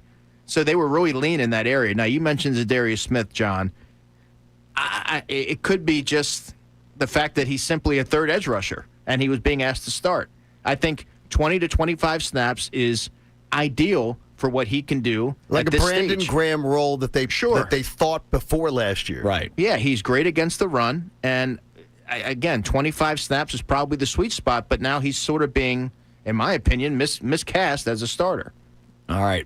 Connor, give us one text message real quick at 610-632-0975. Then we're going to get Johnny's 3 observations from the rest of the NFL. All right. Joe the Cynic checks in, and he says, I love the mentality of the show today. Great that they're 4-0, but players aren't complacent, nor should they be. That's how champions handle business. I like that you guys are highlighting. We are champions. We're pretty much champions. I think he's talking about like the Eagles. Philadelphia Eagles. Oh, okay. I thought he was. Well, Joe didn't make it clear. I thought he was calling us champions too. Joe's a good dude, man. I appreciate him weighing in. He is great. All right, hit us with some football music there, please, Mr. Thomas. Back at the station, friendly confines of One Bala Plaza, as we are here in Florida, Johnny. That's Johnny, 3 observations from the rest of the NFL, whether they involve the Eagles or not. That's for you to decide. What did you notice yesterday, Johnny? Halloween comes up on October 31st, right? Yes. By Halloween. Every year. The NFC East could be over. In fact, it may be over by mid-October. The NFC East could really be done by mid-October. In fact, they could put themselves in significant breathing room with the other big NFC contenders because now they hold the tiebreaker over the favorite to win the NFC West, the Rams. They now hold the tiebreaker over the favorite to win the NFC South, the Buccaneers. And they're going to have the chance at home to hold the tiebreaker over the favorite to win the NFC North now, as of the betting lines this morning on my BetParks app, the Detroit Lions, who are now in first place again, even after that embarrassing Week 1 performance. So the Eagles have a home game. They could then be holding the tiebreaker over all 3 of the top NFC contenders. That's amazing. That's pretty amazing. That's number 1. But I will tell you about those other contenders. It's number 2. It's another reason you should feel great this morning if you're a Birds fan. The Packers, the Commanders, and others, they're showing you how flawed they are. Yeah. And I think that the flaws, to me, my native eyes, are much more apparently glaring than the flaws that the Eagles have. And that, to me, just makes me smile. I didn't believe in the Commanders before the year that they were going to be, that I thought last year there was a lot of that miracle stuff. They had the pixie dust. Yeah. A lot of those things, horseshoe up their backside. And they batted 1,000 with all their additions, and we gave them the credit. And what did I say? You can't bat 1,000 back-to-back years. You just can't. And Jaden Daniels is injured, so that doesn't help. In 2 of the next 4 weeks, they're going to the Chargers and to the Chiefs. And the Chargers coming off of a horrible loss yesterday. I mean, their October is nasty, and you could see the Commanders at 4-4 at the end of October. Division race over. The back-to-back non-division winners in the NFC East will finally be over this year, By the Eagles bye week, the division race could be over. Love that. Could be 3 or 4 game lead. And finally, here's the one thing I love, and the more I've heard about it, and I didn't talk about it with him before, was that I hear Andrew DiCecco talk about this defense. Every single thing that I hear talked about with this Eagles young defense, it seems to me, I don't want to be flippant, but their biggest issues seem to be things that could almost easily be fixed. Like the undisciplined penalties can easily be fixed. It's an issue of just maturing as a player and controlling your emotions and things like that. There's a lot of technique stuff, like open field tackling and everything that we saw get better from week 1 last year to week 17. So to me, I'm really bullish on the young defense because even though the edge is definitely a problem and they're not getting enough of a pass rush, the Eagles' defense looks like the problems that they do have are easily fixable. Okay. I love that. And to me, Good assessment. Yeah. To me, that makes you smile. Look, if they were having glaring problems, and right now, that's the only one that I would see that I would say is a glaring issue right now is not getting enough edge rush, but I think the O-line, they're a little thin. O-line's a bit of a glaring issue I'm right talking now. defense. It is. I'm talking just defense. You're right about that. Yeah. Oh, I think the O-line's on my T-chart. So That's what does that get better? Like, you have the best offensive line coach in the NFL in Jeff Stoutland, right? Jeff Stoutland can't put healing hands on Landon Dickerson, who I dealing know with is injuries. dealing with a Cam lot Jurgens of things. is probably still banged up. It gets better when they get healthier. Do you think it would have been? Do you think it would have been better? Now, I hate speculating on a man's health, but we know that Landon Dickerson's working through things to get back and to be ready for the year and to be all healthy and all these going through. Could potentially have been better for him to have come in late and maybe had more time to recover. Yeah, I mean, I don't speculate either. But I hate that. I hate doing that, and I shouldn't. But I mean, that's why I couched it with that. Yeah, Landon's somebody who's going to tough it out no matter Correct. what, and I think that's what makes him one of one. And not a lot of folks can battle through what he does. But I think you would take Landon Dickerson over most guards, even this version of Landon Dickerson. So it's kind of hard to fault him. But sitting for a couple of weeks and then getting him at full strength or close to would definitely serve the Eagles better and help that running game tremendously. Like, do you sometimes have to protect players from themselves? And what Landon Dickerson is, a one-on-one. He's that kind of warrior mentality. Could sometimes maybe they want to protect him from himself. Could be. That's fair. Jason Kelsey's another guy who played through a lot. Yeah. Played through a lot. All right, coming up next, something that we have not talked much about today. And again, it's another segment where we have to put our big boy and big girl pants on. Eagles won. We're celebrating it. They're 4-0. And as John said in his 3 observations, the Eagles' flaws are nowhere near the flaws of some of the other teams in the NFC. But let's talk about QB1. He wasn't great in the second half either. 0 completions in the second half, and there were targets that he did not complete passes to. So let's talk about Jalen Hurts. Let's put our big boy, big girl pants on because he is our quarterback who we love, the Super Bowl MVP. But it's okay to point out when a guy doesn't play well, and he did in the second half yesterday. We'll discuss that next. It's Kincade and Salciunas here on 97.5 The Fanatic. Attention, Delaware Valley. 97.5 The Fanatic's Unfiltered with Ricky.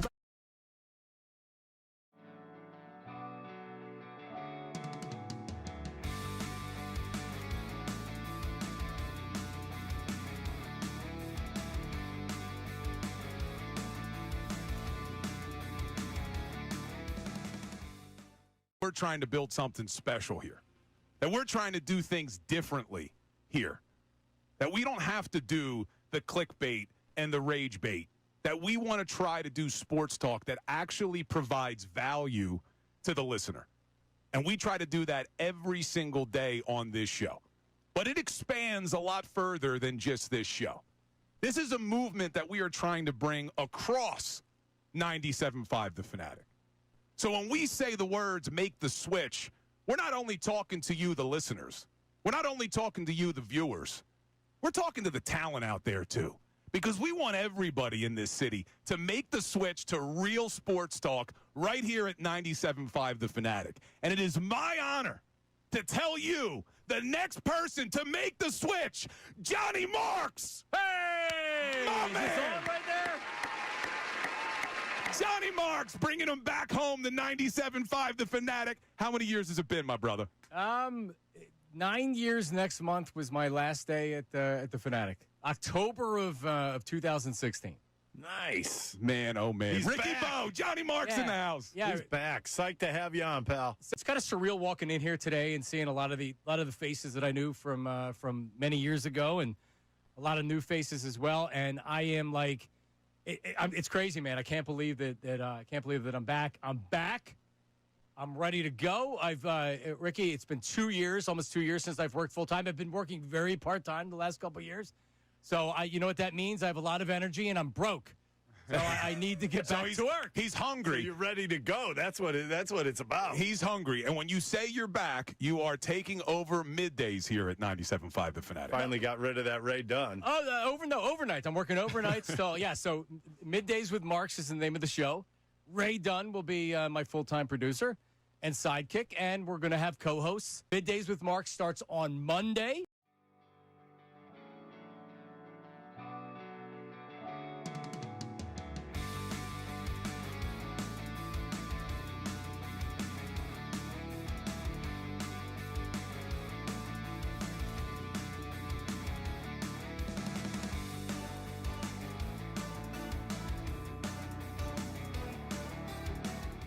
Philly fans, you are the best sports fans in the world. You're not stupid, so why should you have to hear outlandish takes that make you shake your head? You shouldn't. That's why Unfiltered is the show for you. Each afternoon from 2 to 6, we only bring you honest opinions and analysis. We may not agree all the time, but what you hear is what we genuinely believe. It's not some rage bait to try to spark conversation. So make the switch to Unfiltered with me, Bill Colarulo, my man Ricky Bo, and Silvana Kelleher. Every weekday at 2 p.m. right here on 97.5 The Fanatic and 97.5thefanatic.com.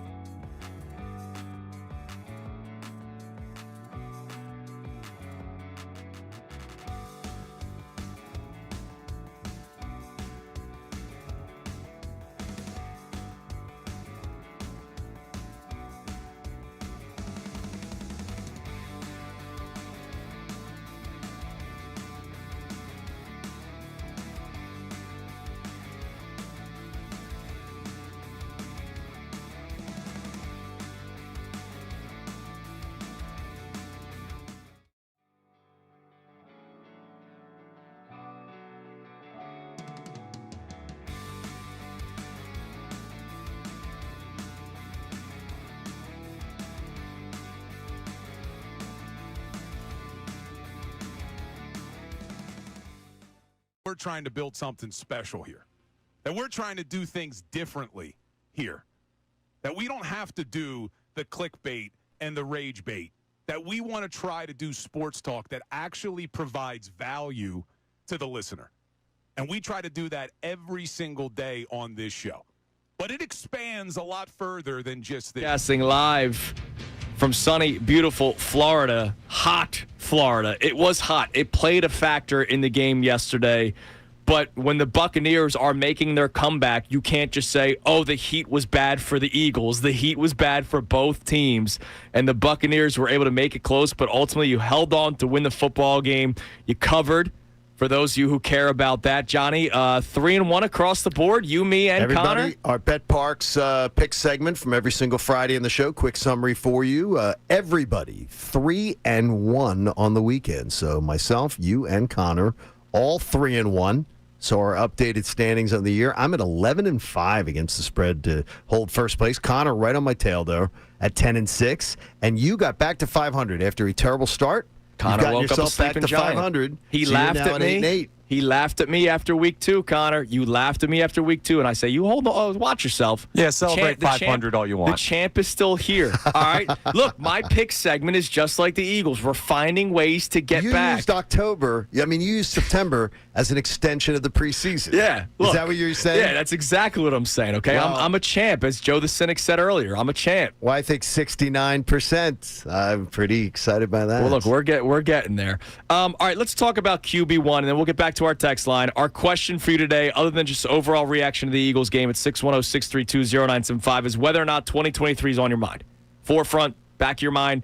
Is it just completely taking over your mind? Or are you saying, hey, I understand where people are coming from. I understand why people might think that way, but this is why it's not. We've been talking about that throughout the course of the show today because that's how I feel. I know that people are saying the 2023 thing, and I understand why, but I don't feel it because they won the championship. If they lost again, much like 2022 into 23, we were 2-2 last year at this point talking about this. They're 4-0. And they're finding ways to win, and they're Super Bowl champs. We just have to not have cryptic messages from the star wide receiver of the football team. Regardless of how you feel about A.J. Brown and regardless of what he may actually mean by it, cryptic messages does nothing for you. Now let's talk about the quarterback. The second half, I understand the offensive line was not playing totally well. We all agree the offensive line was not having a great second half. I think that's a good observation on your part. There were multiple plays where Jalen Hurts did have time to make the throw and receivers had some separation, and his throws weren't there. There was one ball down the sideline, a deep shot to A.J. Brown where he threw it out of bounds, and Jalen Hurts typically and it was way out drops that in the bucket like he typically does, and you can't. They showed the replay, so there was no hand in his face. There was no pressure. He just threw the ball completely out of bounds. The 3rd and 5, he had an out route to A.J. Brown, I believe it was, or it may have been Devontae Smith, completely missed him. There was another play to his left where timing, this is all timing throws. He had A.J. Brown. A.J. Brown had separation, but he took too long to release, and the cornerback was able to come back and make the play on it. Jalen Hurts did not play well in the second half, and I can't just completely put it on the offensive line. No, you can't. Look. There were plays to be made in the passing game. Anytime you don't complete a pass in the second half, I mean that's simply, zero completions. You can't just point to play calling and Kevin Patullo. Okay, you have to look at everything, and it's never just one reason why a unit isn't able to rise to the occasion or why there's a lackluster effort because the offense sputtered. They had to be more aggressive. They were too conservative coming out of the break. But Jalen Hurts, there were a couple plays to be made, especially there were multiple deep shots, I believe, that sailed out of bounds. Not just the one that you were talking about. I think there was another one to A.J. A.J. was targeted 9 times, 2 catches, 7 yards.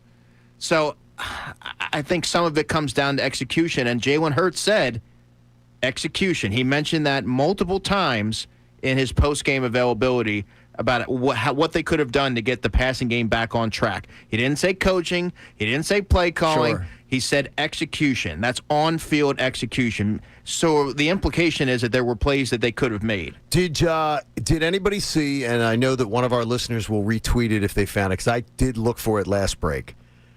Someone on Twitter last night put out A.J. Brown's 9 targets, and he showed them on video. Oh, what, his route tree? Did you see them? I swear to you, St. Joe's Prep has a more advanced passing game. It's embarrassing. I watched Liam Cohen. I watched Kyle Shanahan. I watched. I'm watching Shane Steichen. I'm watching.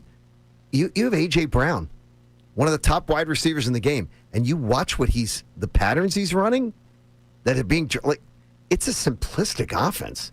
But they still got to give him the ball. Yeah, they do. But I'm wondering where are the in-breaking routes and things like that? Yeah, Get I'm him just going. wondering, why does it look like it looks like I'm playing, the old football, the magnetic football. Tecmo Bowl? No, the old magnetic football where the guys rumble down the field on the magnets. I mean, I'm like, are you kidding me? It doesn't look sleek. It looks like something out of the 80s. The passing game, the passing tree. It doesn't look sleek. I'm going, okay, what would Liam Cohen be doing with this? What would Kyle Shanahan be doing with this? Well, Liam Cohen will be threatening someone's life. Well, because apparently he was doing that with Robert Saleh last night. Keep my name out of your effing mouth. No, there was an unedited version that somebody found as well, apparently. Well, I thought he said just keep my name out of your effing mouth. It apparently got worse. Oh, really? Yeah. Okay. Oh, wow, that's good. Yeah, apparently got worse. By the way, Robert Saleh would take him apart. Oh, my God, yeah, would tear off his head, and I'm not going to say what he would do, but he would tear off his head. Yeah. Now, I have something real quick. Speaking of head, on the Jalen Hurts thing, when he got cooked on the... All right, calm down. Save that, Connor. Yeah. All right, calm down. Yeah. Set this up a little bit different. Head injury.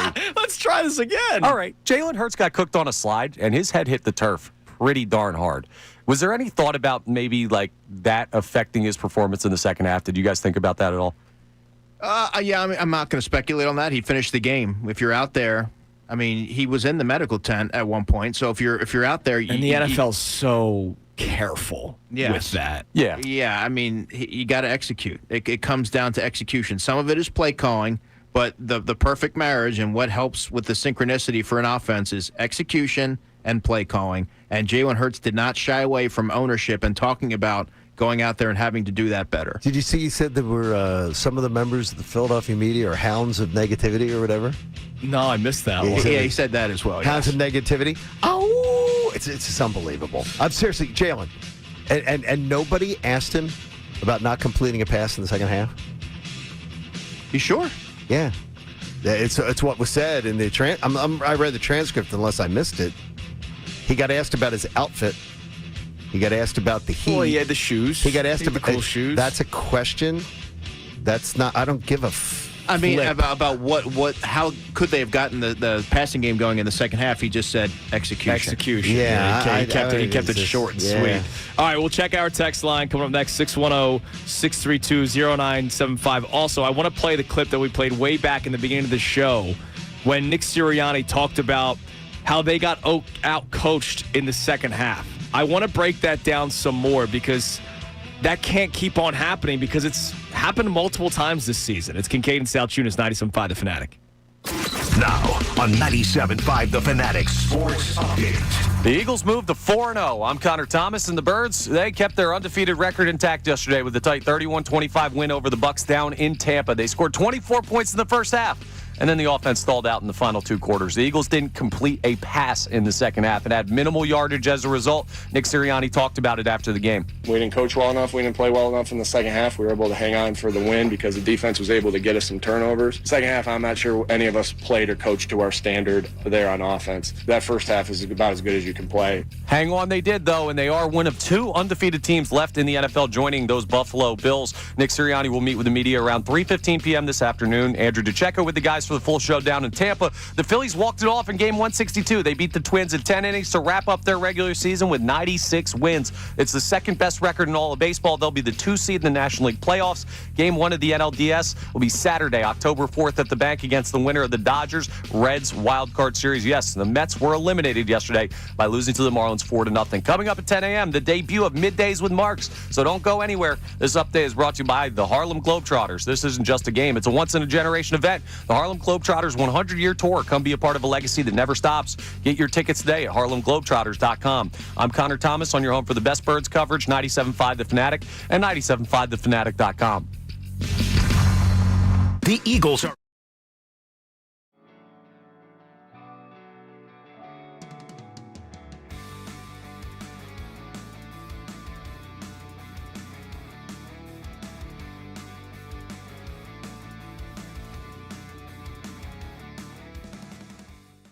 We're trying to build something special here. That we're trying to do things differently here. That we don't have to do the clickbait and the rage bait. That we want to try to do sports talk that actually provides value to the listener. And we try to do that every single day on this show. But it expands a lot further than just this show. This is a movement that we are trying to bring across 97.5 The Fanatic. So when we say the words make the switch, we're not only talking to you, the listeners. We're not only talking to you, the viewers. We're talking to the talent out there, too. Because we want everybody in this city to make the switch to real sports talk right here at 97.5 The Fanatic. And it is my honor to tell you the next person to make the switch, Johnny Marks. Hey! My man! Right there. Johnny Marks bringing him back home to 97.5 The Fanatic. How many years has it been, my brother?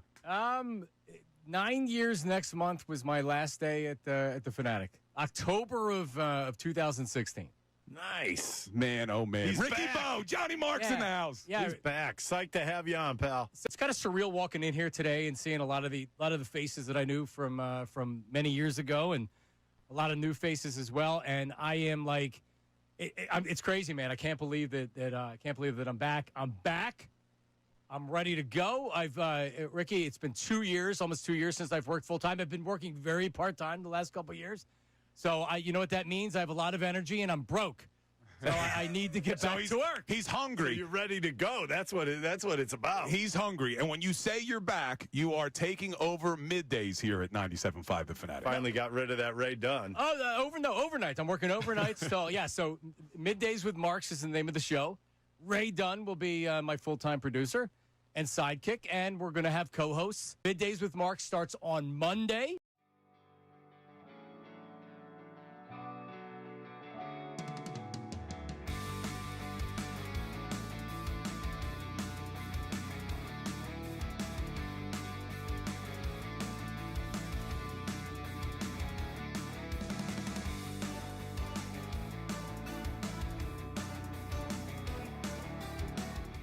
Philly fans, you are the best sports fans in the world. You're not stupid, so why should you have to hear outlandish takes that make you shake your head? You shouldn't. That's why Unfiltered is the show for you. Each afternoon from 2 to 6, we only bring you honest opinions and analysis. We may not agree all the time, but what you hear is what we genuinely believe. It's not some rage bait to try to spark conversation. So make the switch to Unfiltered with me, Bill Colarulo, my man Ricky Bo, and Silvana Keller.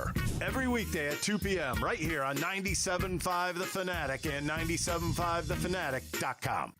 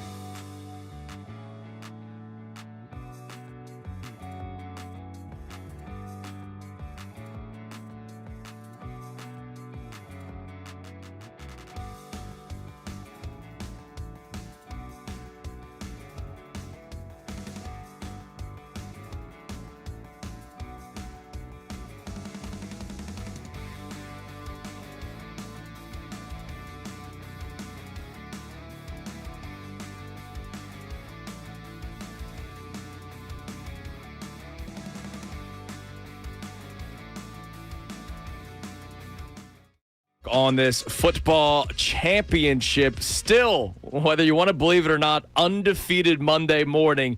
And, of course, Football Mondays on The Fanatic, presented to you by the local Bryant Home Comfort Team. Visit nopaybryant.com to keep your HVAC in the starting lineup. So, obviously, we've been talking about the Eagles game throughout the entire show. The only time we have not talked about the Eagles was the 10 seconds we laughed at the New York Mets, who were eliminated from playoffs contention yesterday, and losing to the Marlins. And you stood up and said, I was wrong. And that's a great thing. We're accountable on this show. I did take credit for it. And you did it when I was away.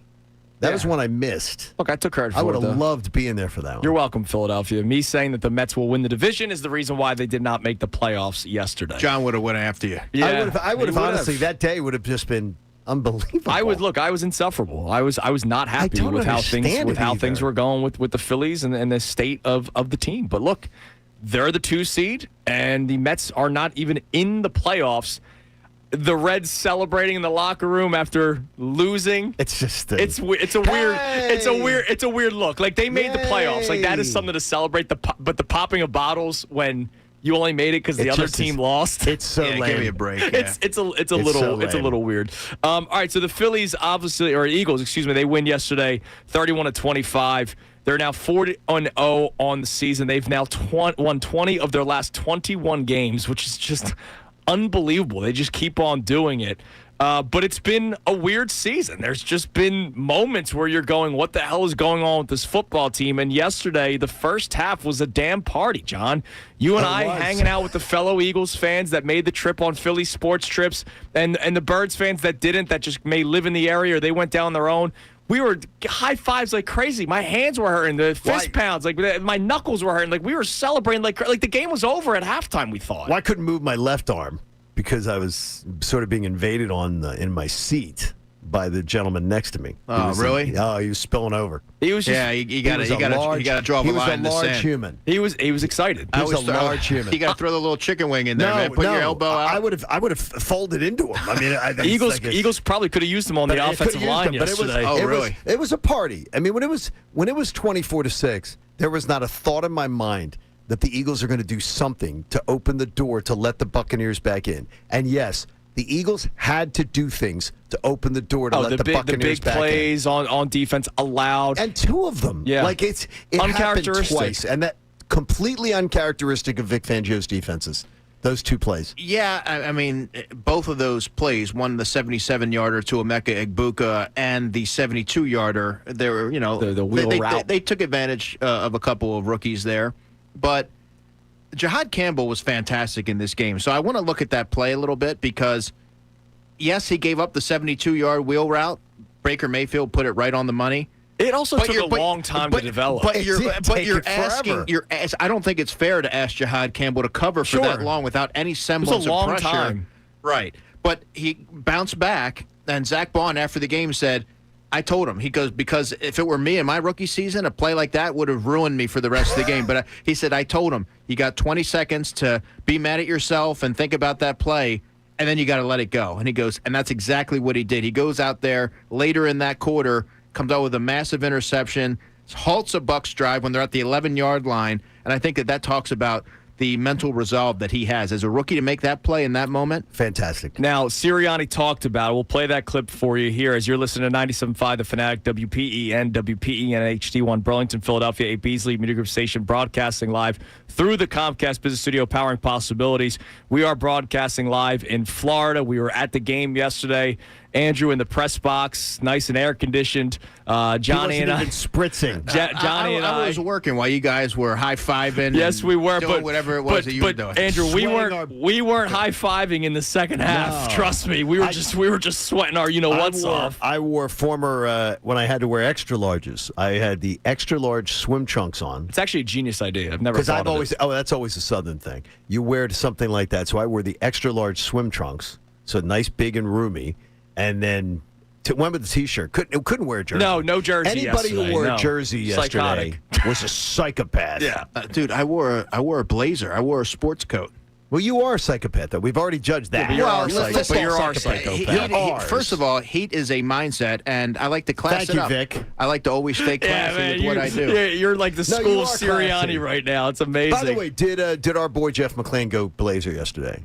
I don't remember. Do you remember? Man. Yeah, you got to see. You don't size up your competition? I mean, come on now. I can only worry about me. Control the controllables. Let's get. You guys were over there drinking mojitos, and I was over there working. Mojitos? Are you kidding me? Let's get to this Sirianni audio. Earlier in the show, we played it for you. He talked about how the Eagles were outcoached in the second half. It's a theme. They were outcoached to an extent week one against the Cowboys, where the defense made the adjustment and Kevin Patullo and the Eagles' offense were not able to overcome those adjustments. We saw the lack of offensive performance week two against the Chiefs. I do believe the game plan dictated a lot of that, but there were times where we were going, what the hell's going on here? And to start the game against the Rams, there was nothing. Now, credit to the Eagles. They made their adjustments in the second half, and thank God it wasn't too little too late. They were able to overcome that first half, and they got the win.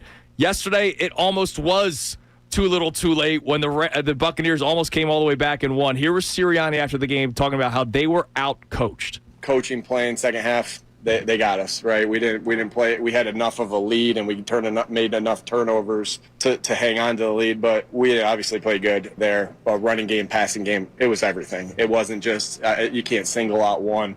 This is a team game. It's never just. I don't ever think it's just one, because sometimes you're in 2nd and 11, and then that because of an incomplete pass or a sack or whatever it is. So or a minus run. So it's never just one thing in my mind. We'll look at the tape. So my question for you, Andrew, is this Patullo still trying to find his way? We talked about earlier, Hurts was not good in the second half either. So it's not like the lazy narrative will be to just blame Kevin Patullo today. Jalen Hurts himself was not good. The offensive line themselves were not good. Who's bigger in your mind? On your depth chart yesterday, I thought there were throws to be made. I thought Jalen Hurts had a bad game in the second half. Offensive line or Hurts? Would you slightly ahead? Because to me, offensive line slightly ahead of Hurts. I guess because he had the second least amount of time to throw. I'd say offensive line. Offensive line Hurts. Yeah, you can't execute if you can't protect up front. Yes. So O-line you can't block in the running game for that matter. So your offense is really compromised. But I don't want to ignore that Hurts did not play well, because I know a lot of people will do that because he's him. We love him. QB1. Like, I get it. I love him too. He's Super Bowl MVP, but point out when he doesn't play well. So do you believe Patullo's still trying to find his way? Like, what is this? Because it hasn't been pretty through 4 weeks. You've had great moments. First half against the Cowboys, second half against the Rams, first half against the Buccaneers. But it seems like when adjustments have been made or the chess match, there have been moments where he's looking at the chessboard going, I got no pieces right now.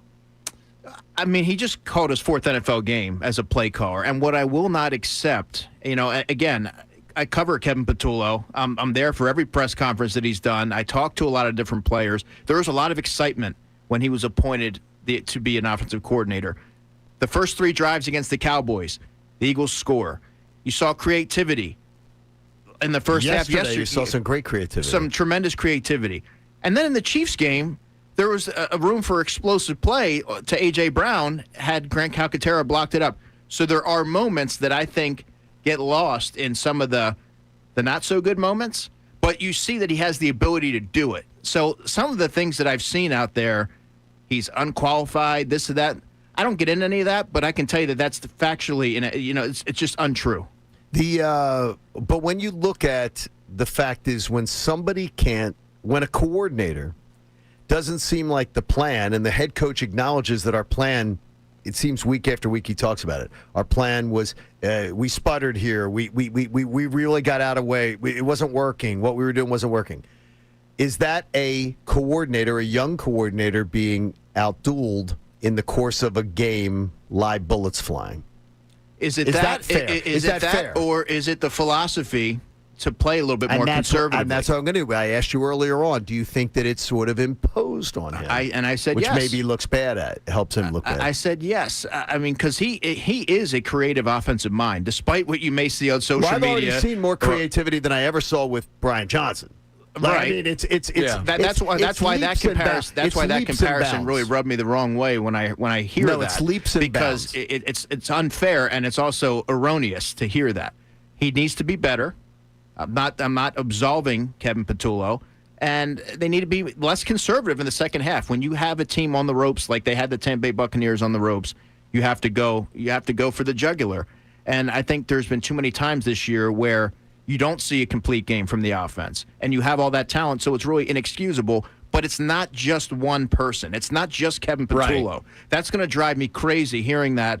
And it's always a multi-pronged thing. The offensive line, the running game's not going well. The passing game has been erratic throughout the season. They need to get all that together and fine-tune that. And there's no longer – September is over. Yeah. You can't look at that anymore more excuses as an extension of the preseason. You got to get things Look, wrong. One of the things that bothered me, I mean, going back to conservative and not being aggressive, I was hoping they were aggressive in the third quarter. John, you were sitting next to me during the game so that the starters could come out in the fourth. Seriously? Because it's 100 degrees. The feel-like temperature on the field's 120. If you could have gotten the starters off the field, how much better are they feeling this morning? I get it. They have a week, and they're professional athletes and all that kind of stuff. 2022, part of the reason why they were steamrolling teams was because they were playing 3 quarters. and you had a chance to play 3 quarters yesterday, or at least 3.5 quarters, and you took your foot off the gas pedal and you allowed the Bucs to come back in it.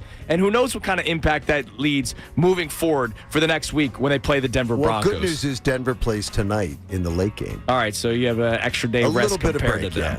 All right, coming up next, what we do best, we react to what other people say. It is the Monday morning radio host. We'll play you some clips from Nick Sirianni, and I do want to play one from Jalen Hurts as well.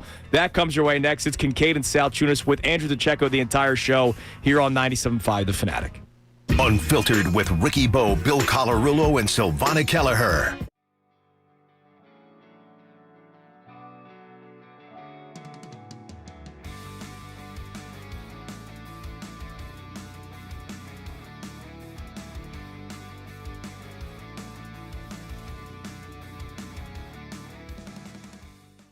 We're trying to build something special here. That we're trying to do things differently here. That we don't have to do the clickbait and the rage bait. That we want to try to do sports talk that actually provides value to the listener. And we try to do that every single day on this show. But it expands a lot further than just this show. This is a movement that we are trying to bring across 97.5 The Fanatic. So when we say the words make the switch, we're not only talking to you, the listeners. We're not only talking to you, the viewers. We're talking to the talent out there, too, because we want everybody in this city to make the switch to real sports talk right here at 97.5 The Fanatic. And it is my honor to tell you the next person to make the switch, Johnny Marks. Hey! My man! Right there? Johnny Marks bringing him back home to 97.5 The Fanatic. How many years has it been, my brother? 9 years next month was my last day at the Fanatic. October of 2016. Nice. Man, oh, man. He's Ricky back. Bo, Johnny Marks in the house. Yeah, He's back. Psyched to have you on, pal. it's kind of surreal walking in here today and seeing a lot of the faces that I knew from many years ago, and a lot of new faces as well. And I am like, it's crazy, man. I can't believe that I'm back. I'm back. I'm ready to go. Ricky, it's been 2 years, almost 2 years since I've worked full time. I've been working very part time the last couple of years. So you know what that means? I have a lot of energy and I'm broke. So I need to get back to work. He's hungry. So you're ready to go. That's what it's about. He's hungry. And when you say you're back, you are taking over middays here at 97.5 The Fanatic. Finally got rid of that Ray Dunn. Oh, overnight. I'm working overnight. So Middays with Marks is the name of the show. Ray Dunn will be my full-time producer and sidekick, and we're going to have co-hosts. Middays with Marks starts on Monday.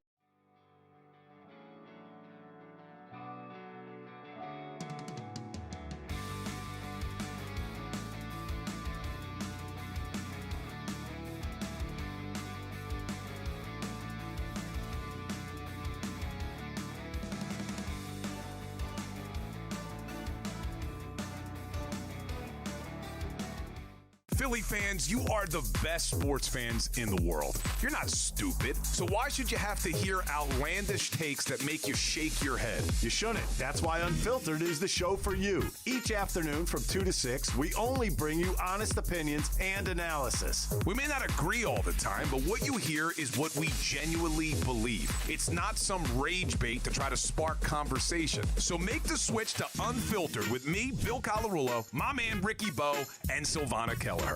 Every weekday at 2 p.m. right here on 97.5 The Fanatic and 97.5thefanatic.com.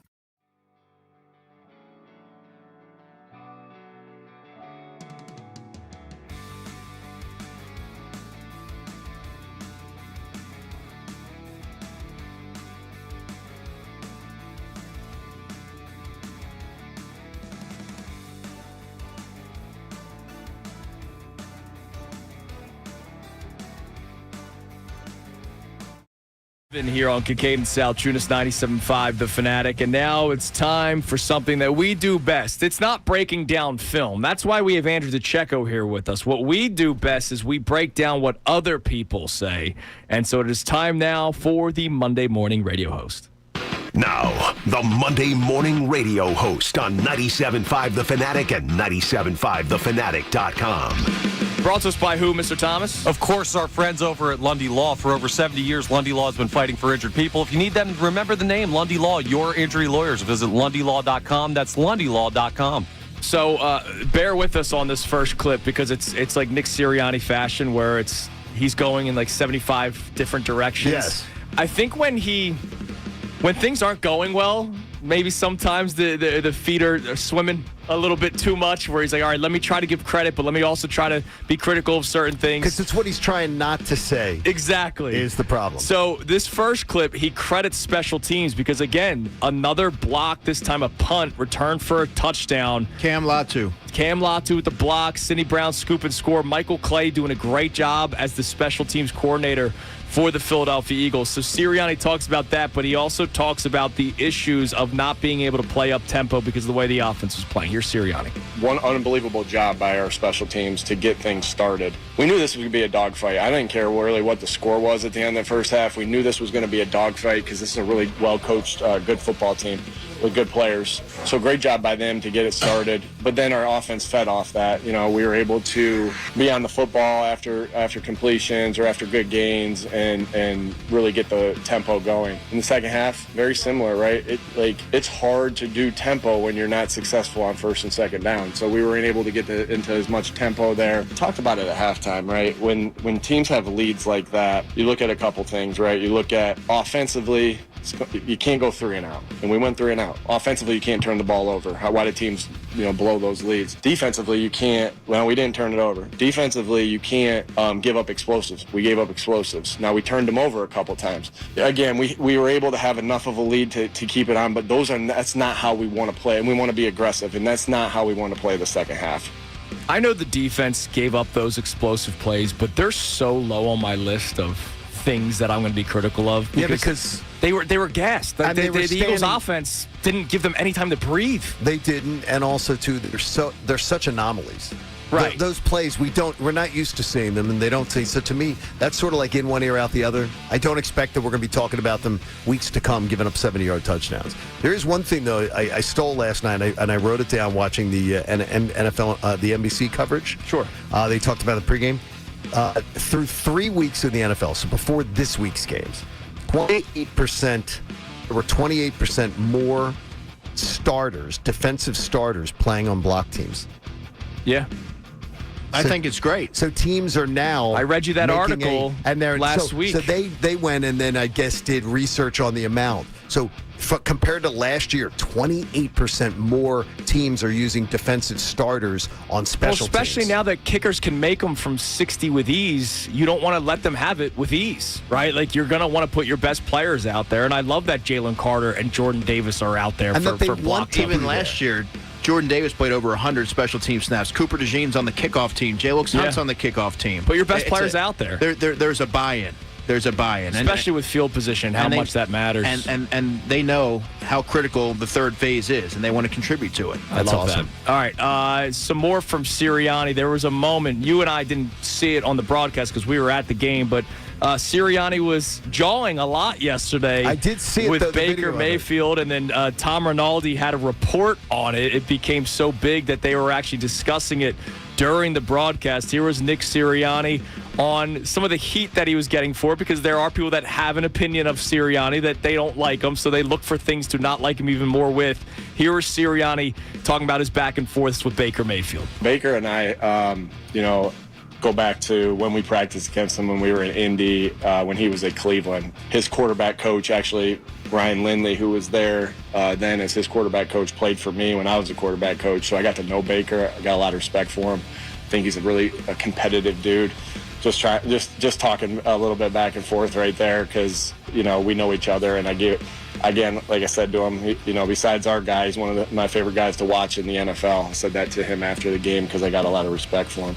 As far as the emotion, it's an emotional game. And I feel like I'm saying the same thing here. But, again, we got to play within the rules of the game. And we can't worry about if I think a penalty. Now, maybe I'm arguing on the side of, like, hey, that one looked a lot like Coops and you didn't call it. That's besides the point. We have to play to the rules of our game. So if they're going to call it that close, we got to respect the rules of the game. Now, with that being said, that was our one personal foul. I don't count we have to clean up our roughing the passers. That's a different type of personal foul in my mind. But yeah, we can't have those because it extended a drive that helped them get points, which could have cost us at the end. There are a lot of plays that extended drives for the Tampa Bay Buccaneers yesterday. I don't mind Sirianni jawing with Baker Mayfield. It's just that people that already don't like him will not like him even more. Plus, Baker Mayfield will jaw right back. See, I'd rather have my coach worrying about other things during a game. I don't see opposing coaches doing this. I don't care if they know it. I'd rather have you doing other things during the game than worrying about jawing with the opposing.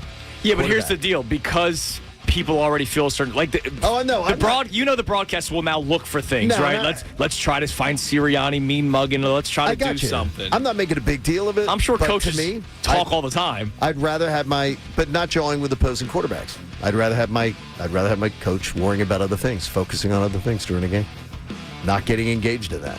What do you think of that? Oh, I don't care about any of that.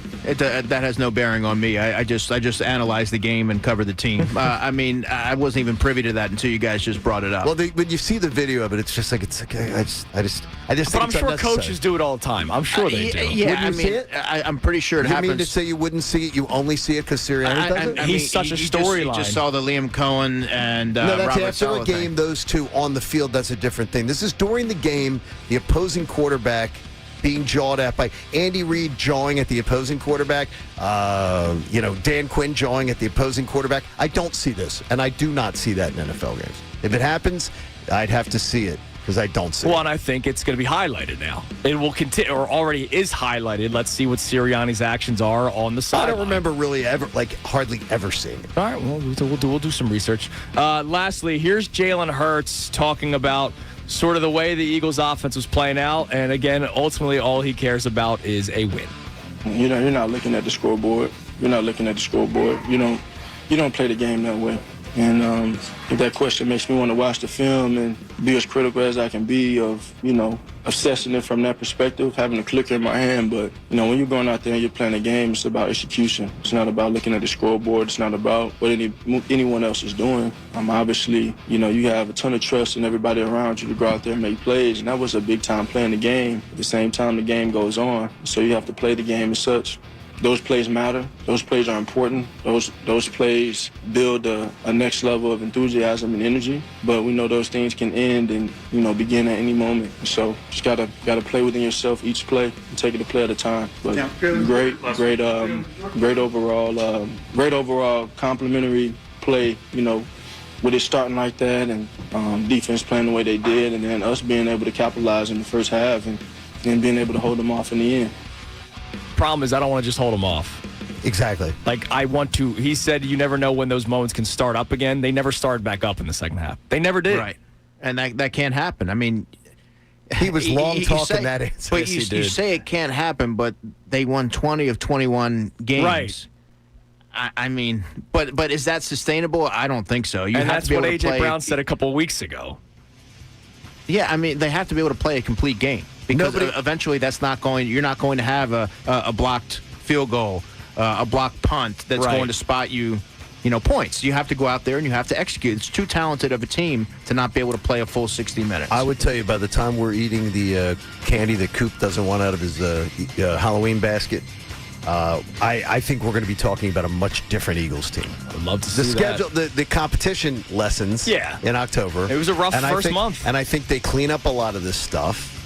And I think we're going to be talking about it. And they're 4-0. It's unbelievable. All right, coming up next, we're going to try to get some injury updates on the Eagles with Andrew DeCecco, just who was around in the locker room. You already mentioned Lane wasn't there after the game, so try to get some updates. Who was just battling with the maybe lack of hydration. We'll talk about that coming up next. Also, I'll give my 3 observations from the rest of the NFL as well. It's Kincade Salciunas on this Football Monday, 97.5 The Fanatic.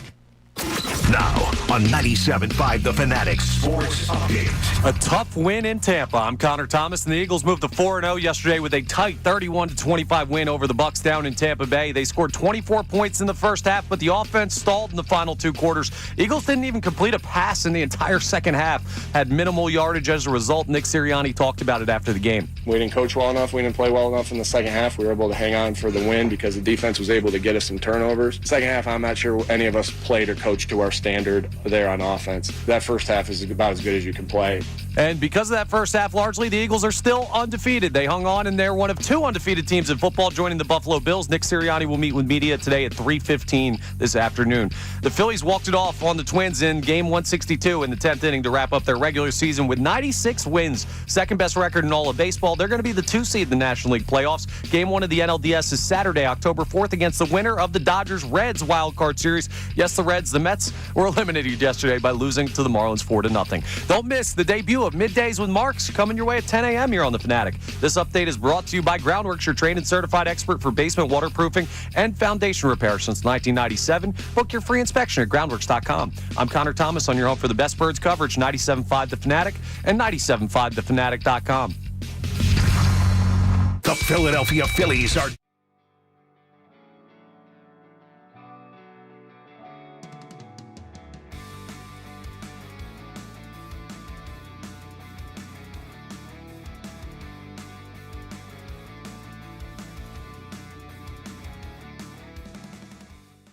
We're trying to build something special here. That we're trying to do things differently here. That we don't have to do the clickbait and the rage bait. That we want to try to do sports talk that actually provides value to the listener. And we try to do that every single day on this show. But it expands a lot further than just this show. This is a movement that we are trying to bring across 97.5 The Fanatic. So when we say the words make the switch, we're not only talking to you, the listeners. We're not only talking to you, the viewers. We're talking to the talent out there, too. Because we want everybody in this city to make the switch to real sports talk right here at 97.5 The Fanatic. And it is my honor to tell you the next person to make the switch, Johnny Marks. Hey! My man! Right there?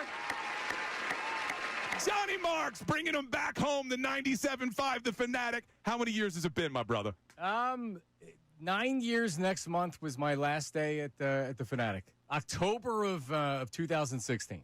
Nice. Man, oh, man. He's Ricky back. Bo, Johnny Marks in the house. Yeah, He's back. Psyched to have you on, pal. it's kind of surreal walking in here today and seeing a lot of the faces that I knew from many years ago, and a lot of new faces as well. And I am like, it's crazy, man. I can't believe that I'm back. I'm back.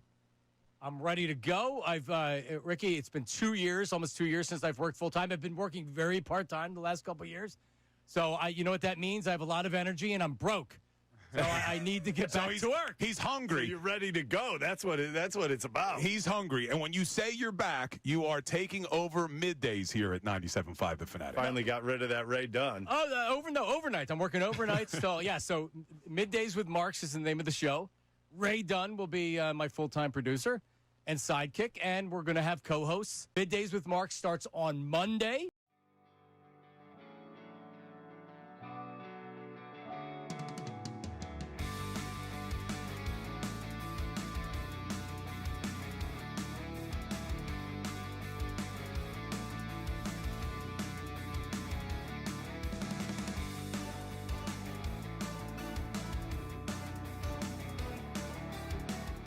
Philly fans, you are the best sports fans in the world. You're not stupid, so why should you have to hear outlandish takes that make you shake your head? You shouldn't. That's why Unfiltered is the show for you. Each afternoon from 2 to 6, we only bring you honest opinions and analysis. We may not agree all the time, but what you hear is what we genuinely believe. It's not some rage bait to try to spark conversation. So make the switch to Unfiltered with me, Bill Colarulo, my man Ricky Bo, and Silvana Kelleher. Every weekday at 2 p.m. right here on 97.5 The Fanatic and 97.5thefanatic.com.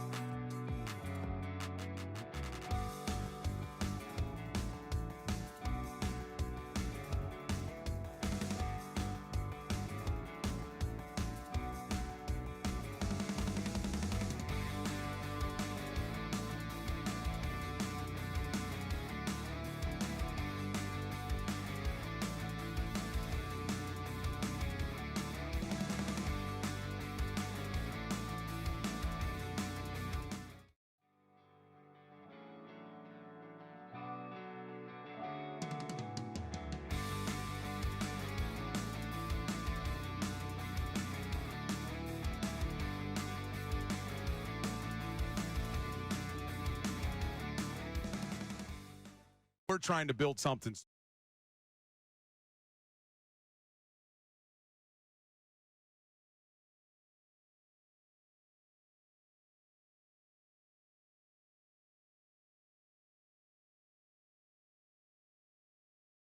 Where the party was going on in the first half, and then we were all kind of clutching the seats the second half for two reasons. One, we were nervous. The second, we didn't want to slide off them because of all the sweat, because it was toasty in the second half of that game yesterday. Toasty. So Andrew DeCecco with us for the entire show today. It's been great. By the way, don't forget, I know Connor's mentioning in his updates, tune in today, 10 o'clock, Middays with Marks. So the beginning of Middays with Marks. Can't wait for that. 10 o'clock, Johnny Marks makes his return to 97.5 The Fanatic. So happy for that to be happening. How many people did we have mentioned to us at the tailgate that said, John Marks is back? That's awesome. A lot of people. A lot of people. They're hashtag making the switch for Johnny Marks. No pressure to John Marks. I think that's a true pro. No pressure, but a lot of people at the tailgate were saying, we're really excited to hear John Marks again. Absolutely. So I'm happy about that. Andrew, I know injury reports will come out eventually, but you were in the locker room after the game. Some guys were just tired, but then there were other guys that were actually banged up a little bit. Jalen Carter, what happened with him yesterday? Yeah, his was a shoulder, and that's something he's been working through, even dating back to training camp. And he spoke to us after the game and said, we'll see what it is when we get back. But he said I wanted to finish the game for the guys. I was walking through the under portion of Raymond James Stadium. The underbelly to get to where the locker room was with a couple of other reporters as the game was winding down, and we saw Jahad Campbell coming in before everybody else, and it looked like it may have been heat exhaustion. Sure. But which is understandable, and you could see the players that came off the field after him. They looked like they were dragging because of the weather and all of that. But other than that, Obo Okoronkwo, who played 4 snaps and had the triceps injury, I saw him in the locker room, and he was quickly passing through. Didn't see anything. He was wearing his regular clothes. I didn't see any brace, special brace or anything like that. Tyler Steen, I talked to him after the game. Yeah, how's he feeling? He said he was feeling fine. He said that could be just adrenaline, but he said he hyperextended his knee, put a brace on. That didn't look good when he went down. No, it didn't. No, he put a brace on and went back out there. That's awesome. What about there were two moments, Goddard and Barkley. Goddard, when he it was that weird tackle where he fell on top of a player and he hobbled off the field. He did go back to the game later where the reception was. Anything with Goddard, and then also Barkley, he had that weird where he fell on his back. Shipley ran onto the field and he waved him off. He said, I'm good. A.J. Dillon ran onto the field. And he waved him off. Yeah. No, Goddard spoke to us after the game and he finished the game, so nothing there. Again, Wednesday when they go on the practice field and you get the official designations, we'll learn more. But as of right now, there was nothing for me to suggest that there was anything major. Saquon Barkley, again, he spoke after the game and he finished the game. So nothing of significance at this time. After last week, though, I'm going to hold my breath until Wednesday because until Wednesday we're talking about, man, the Bucs are all beaten up and then we're Nolan okay. Smith pops up on IR. Everybody looks like an episode of MASH. Yeah, that's why you have to wait and let things play out and see who's out there on Wednesday and kind of roll from there. All right, Connor, fire up the football music. 3 observations from the rest of the NFL. John Kincade gave his at 7:30. Can you just remind the audience what your 3 were, please? Yeah, by Halloween, I believe the NFC East will be a 3 or 4 game lead for the Eagles. How about that one over the Commanders? The Packers, Commanders, and the other contenders in the NFC, I believe, have bigger flaws, except maybe the Detroit Lions. I haven't seen enough of them to say that. But the other contenders, now that we've seen the Packers and others, I think they have bigger flaws than the Eagles have. And the Eagles' young defense, their biggest issues that they're having right now, I don't want to be flippant to say they're easily fixed, but they're all fixable. And so I'm not going to lose any sleep over it, especially when they're 4-0 at the end of September. And by the way, shout out to everybody who answered that poll question on Kincade Salciunas earlier this summer. Were you more likely to be 4-0 or 2-2? Did you think was more likely? For those of you who were in the 4-0 club, thank you. How about that? You were 4-0. You stood with Team Kincade on that one. All right, my number 2 one, I'll bump up to number 1 just because you mentioned them. The Detroit Lions are good. Period. That's one of my observations. We put a really in front of it? Yeah. People jumped the gun after week one. Look, it was vanilla, the offense, week one against the Green Bay Packers, and the defense didn't look all that great. But I wasn't about to start saying, oh, my God, they're done. The talent on that team is still incredible. It just came down to whether or not these coordinators would be able to replace Aaron Glenn and Ben Johnson. And after that week one game against the Packers where it did not look good, they've looked very good in the last 3 weeks. So it seems like they can. And oh, by the way, last week, remember the Packers lost to the Browns. The Lions put up 34 points against that really good defense in Cleveland. So the Lions, they're working through things with their new coordinators. And it doesn't seem to have the same growing pains that we might be dealing with our offensive coordinator. And not just the OC, just the overall offense. 34 points yesterday for the Lions, 52 a couple of weeks ago. The talent is there. They got to stay healthy. That was the big storyline for them last year. All right, so this was my number one, but I wanted to move it up for your sake. Details, effort, mindset truly matter in the sport of football because of how close games are, right? Like, even the Saints-Bills game, the line was 15.5. The Saints played them tough. There were two moments yesterday that literally you could make the case cost the teams the game. The Vikings 9:30 Dublin game, you and I were watching before we went to our seats at Raymond James Stadium. Jordan Addison has nobody in front of him, and he has to stare back and look at the guys that are trying to catch him. And that slows you down. He did. You get caught. And in case people don't know, the Vikings were down 10 at the point. If he scores a touchdown, it's a 3-point game with like 3 minutes and 45 seconds left. It cost them 48 seconds. 48 seconds. Every second counts when you only have one timeout left and the 2-minute warning. Who knows how that game plays out if you don't lose 48 seconds of game clock, all because he had to turn around and not taunt, but kind of taunt the guy that's trying to catch him. Also, the wide receiver...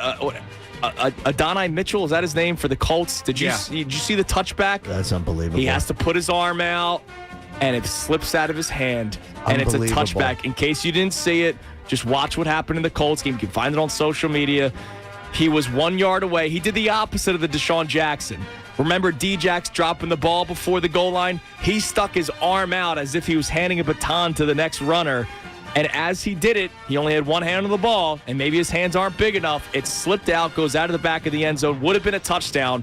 The Colts lost by a touchdown. So that's something big. Lastly, winning by doing less may be good for some quarterbacks. And again, pro game manager show. Jalen Hurts being a game manager, making the right throws, even though that didn't really happen in the second half yesterday. That's what the Jags are doing with Trevor Lawrence.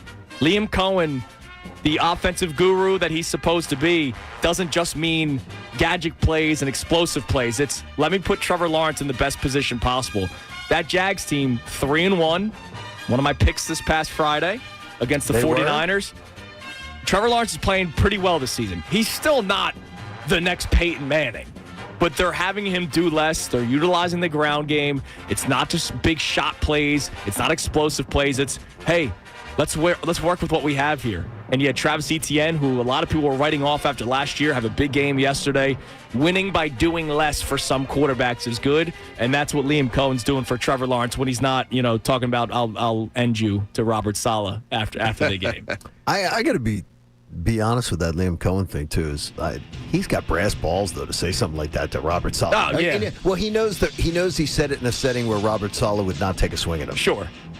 Because he wouldn't say that to Robert Saleh if they were somewhere where he could take a swing at him. And you're not in division, so you're not going to see him again. You're not going to see him for 4 years. Unless it's Niners, Jaguars, Super Bowl. Right. I know I don't think that's happening. All right, coming up next, what should we make of the A.J. Brown tweet? All right, we will talk more about it. We've not hit it hard today. No. But it's a big storyline, and it's something that needs to be discussed. We'll get into that coming up next, and then we'll hear from you at 610-632-0975. Our question for you: do you have feelings of 2023 in the back or the forefront of your mind? It's Kincade and Salciunas here on 97.5 The Fanatic. Now, A Birds Insider Update on 97.5 The Fanatic and 97.5thefanatic.com. I'm Connor Thomas, and the Eagles have moved to 4-0. They are one of two unbeaten teams in the NFL. It's just them and the Buffalo Bills. The Eagles got to that mark with a tough 31-25 win on the road over the Bucs down in Tampa Bay yesterday, and it was a tale of two halves. The Eagles scored 24 points in the first half. 24-6 was the score at halftime, and then the offense stalled out in the final two quarters. The Birds didn't even complete a pass in the second half. That's how rough it was. Felt a lot like the first half against the Rams from the week before. Nick Sirianni talked about that after the game. We didn't coach well enough. We didn't play well enough in the second half. We were able to hang on for the win because the defense was able to get us some turnovers. Second half, I'm not sure any of us played or coached to our standard there on offense. That first half is about as good as you can play. And keeping the standard is an important thing, especially for a team with repeat Super Bowl aspirations like the Philadelphia Eagles. Speaking of keeping the standard, of course, Jalen Hurts also talked after the game, and he talked about execution. You know, when you're going out there and you're playing a game, it's about execution. It's not about looking at the scoreboard. It's not about what anyone else is doing. Those plays matter, but we know those things can end and, begin at any moment. And we saw things begin and end at any moment with a topsy-turvy game on Sunday, but still, the undefeated Birds moved to 4-0, and they moved to an easier part of their schedule now in Week 5. I'm Connor Thomas on your home for the best Birds coverage, 97.5 The Fanatic and 97.5thefanatic.com. Philadelphia is a sports city full of passionate and knowledgeable fans. Your intelligence shouldn't be insulted with outrageous takes or analysis that makes you bang your head against.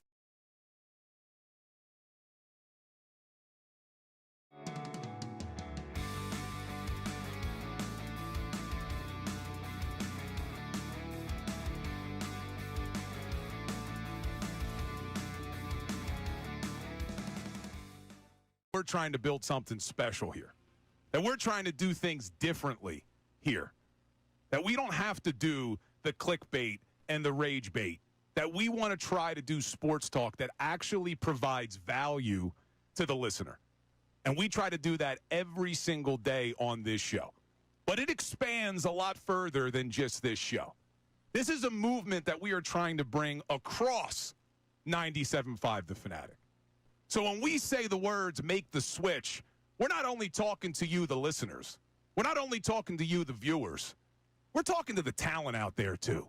Because we want everybody in this city to make the switch to real sports talk right here at 97.5 The Fanatic. And it is my honor to tell you the next person to make the switch, Johnny Marks. Hey! My man! Right there?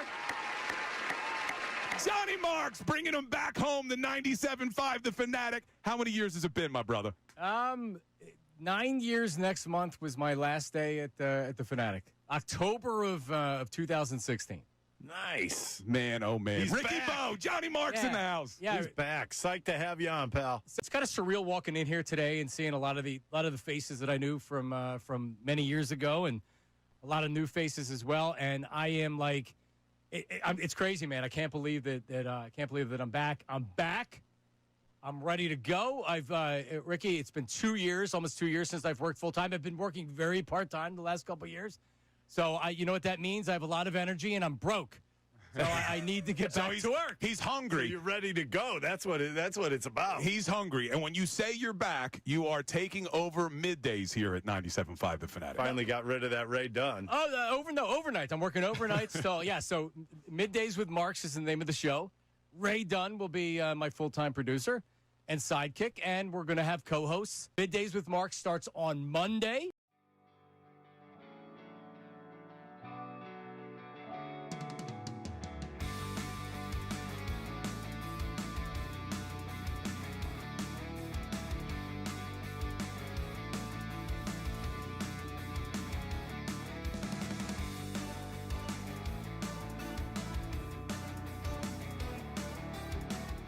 Philly fans, you are the best sports fans in the world. You're not stupid. So why should you have to hear outlandish takes that make you shake your head? You shouldn't. That's why Unfiltered is the show for you. Each afternoon from 2 to 6, we only bring you honest opinions and analysis. We may not agree all the time, but what you hear is what we genuinely believe. It's not some rage bait to try to spark conversation. So make the switch to Unfiltered with me, Bill Colarulo, my man Ricky Bo, and Silvana Kelleher. Every weekday at 2 p.m. right here on 97.5 The Fanatic and 97.5thefanatic.com.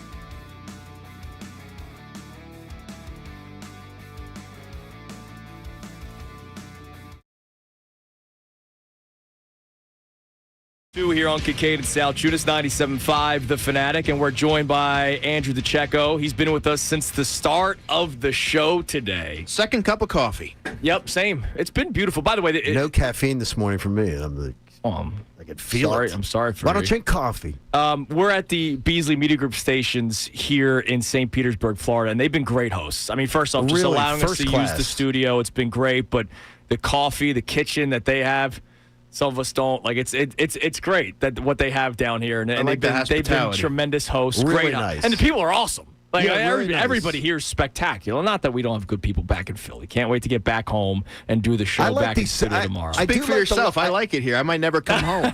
I do like the layout here, though. That's nice. Of the building better. Get to see all the different shows. Like, it's a straight line all to all the studios and the home. It's nice. It's a little more familial. It's nice. All right, so we've been talking about this Eagles game, obviously, all day, and we had to talk about A.J. Brown. To not address it just because you may call it rage bait.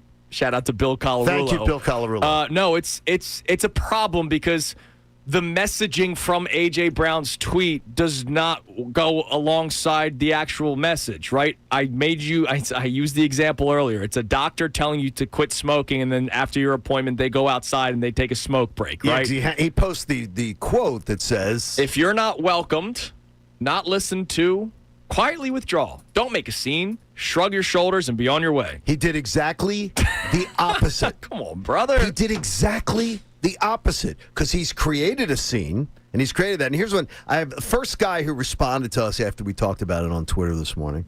He says, the Eagles coaches have no problem with A.J. Brown. You guys are just trying to create something.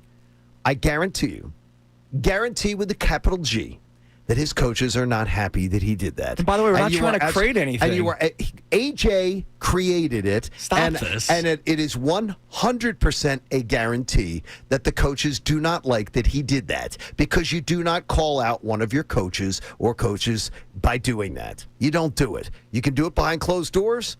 And supposedly, I've heard that Nick Sirianni, from accounts that I've heard directly from some players, is a very approachable, very easy coach to talk to, and a guy who you can approach with your issues and everything. The offensive lineman literally went into his office last year and said, let's run the ball, and they ran the ball. This honestly sounds like the Nick Castellanos thing that we just had with Topper. Where he says, the communication's been off. And then other players comment on the fact that they think Topper's one of the greatest communicators they've ever dealt with. He's upset. And So look, I don't blame A.J. Brown for being upset. I think everybody agrees that what they're doing with A.J. Brown, or the production so far of A.J. Brown, is not where it's supposed to be. Nobody is disagreeing with you. I'm almost talking directly to A.J. Brown, because I saw so many people on social media yesterday saying, don't make too much of this. We love A.J. Brown. I love A.J. Brown. But Everybody does. This doesn't help you, right? Like, This is not productive for an organization. You just won the game. You guys just fought your asses off. Forget how bad the offense was in the second half for a second. They had to grind through that entire game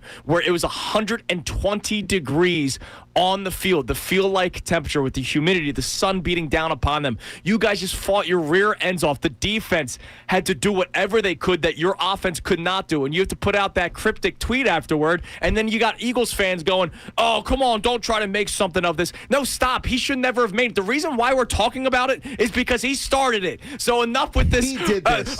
Stop talking about it. Then don't put it out there. Why don't you DM AJ and say, don't put this out? I'm going to jump in here because I feel like I need to reiterate something that I said. Emotional one. Well, I need to reiterate something that I said earlier in the show. And A.J. Brown is a great teammate. Yes.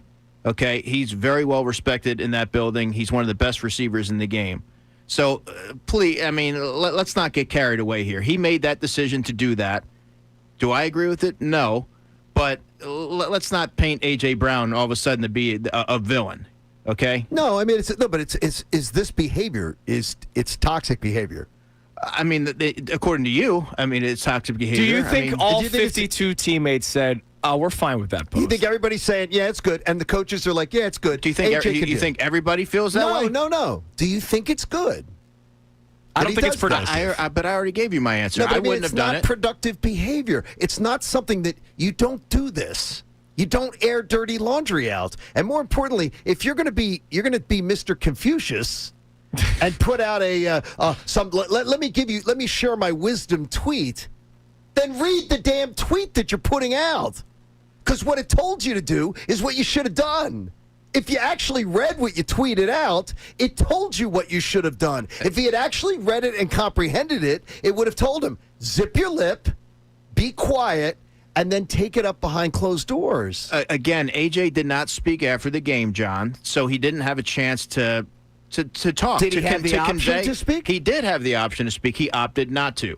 That is a good decision if you're frustrated because sometimes maybe you say things that you wouldn't ordinarily say. You need time to process things. So he probably will speak this week, and but we'll then hear why from put him. out the tweet? But then why put out the tweet? Because he processed enough to put out that social media post, and it's counterproductive. Well, also he did not understand what he put out.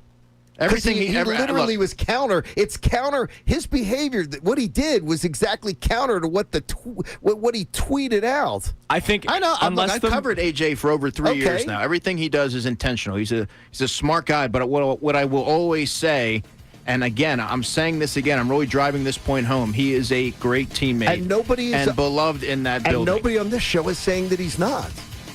He's not. But yesterday, you can be a great person at work. You can be a great guy, and you can have a bad day at work. And he had a bad day at work yesterday. That's bad. That's not good. It's not good behavior. It's counterproductive. Everybody has a bad day at work.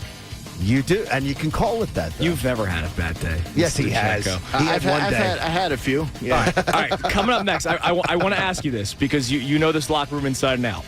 Will it be addressed in-house? Will it be addressed? Because you know Sirianni will be asked about it today. You know that press conference, one of the questions. Oh, yes. So I want you to address that coming up next, Mr. DeCecco. We'll check at the text line coming up next. 610-632-0975. Is 2023 on your mind? Vent about it.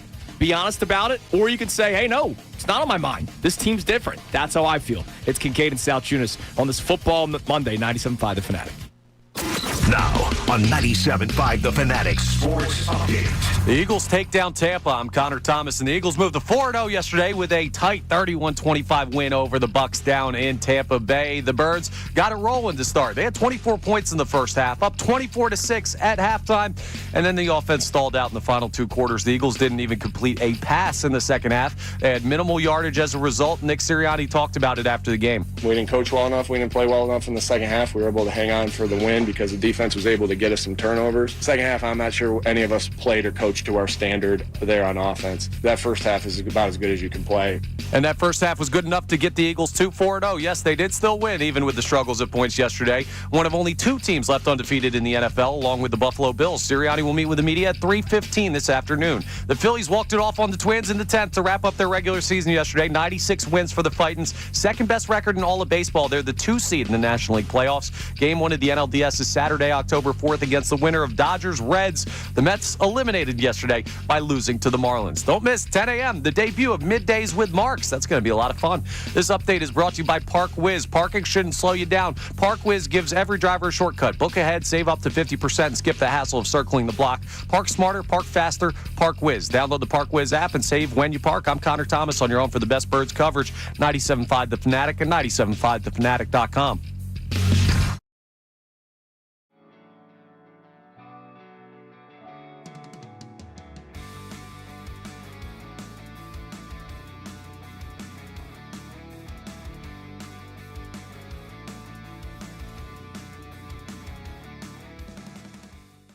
We're trying to build something special here.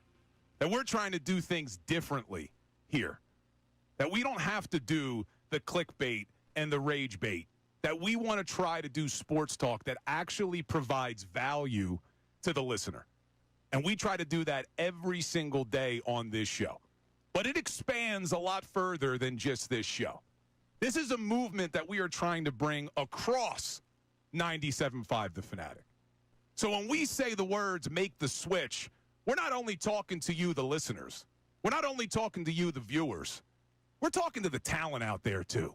Because we want everybody in this city to make the switch to real sports talk right here at 97.5 The Fanatic. And it is my honor to tell you the next person to make the switch, Johnny Marks. Hey! My Is man. this on right there? Johnny Marks bringing him back home to 97.5 The Fanatic. How many years has it been, my brother? 9 years next month was my last day at the Fanatic. October of 2016. Nice. Man, oh, man. He's Ricky back. Bo, Johnny Marks in the house. Yeah, He's back. Psyched to have you on, pal. it's kind of surreal walking in here today and seeing a lot of the faces that I knew from many years ago, and a lot of new faces as well. And I am like, it's crazy, man. I can't believe that I'm back. I'm back. I'm ready to go. Ricky, it's been 2 years, almost 2 years since I've worked full time. I've been working very part time the last couple of years. So you know what that means? I have a lot of energy and I'm broke. So I need to get back to work. He's hungry. So you're ready to go. That's what it's about. He's hungry. And when you say you're back, you are taking over middays here at 97.5 The Fanatic. Finally got rid of that Ray Dunn. Oh, overnight. I'm working overnight. So Middays with Marks is the name of the show.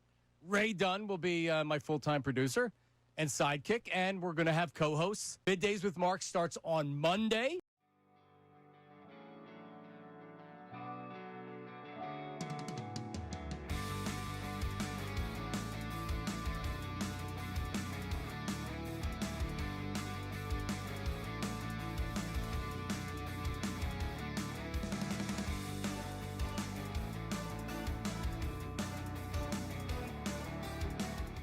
Philly fans, you are the best sports fans in the world. You're not stupid, so why should you have to hear outlandish takes that make you shake your head? You shouldn't. That's why Unfiltered is the show for you. Each afternoon from 2 to 6, we only bring you honest opinions and analysis. We may not agree all the time, but what you hear is what we genuinely believe. It's not some rage bait to try to spark conversation. So make the switch to Unfiltered with me, Bill Colarulo, my man Ricky Bo, and Silvana Keller. Every weekday at 2 p.m. right here on 97.5 The Fanatic and 97.5thefanatic.com.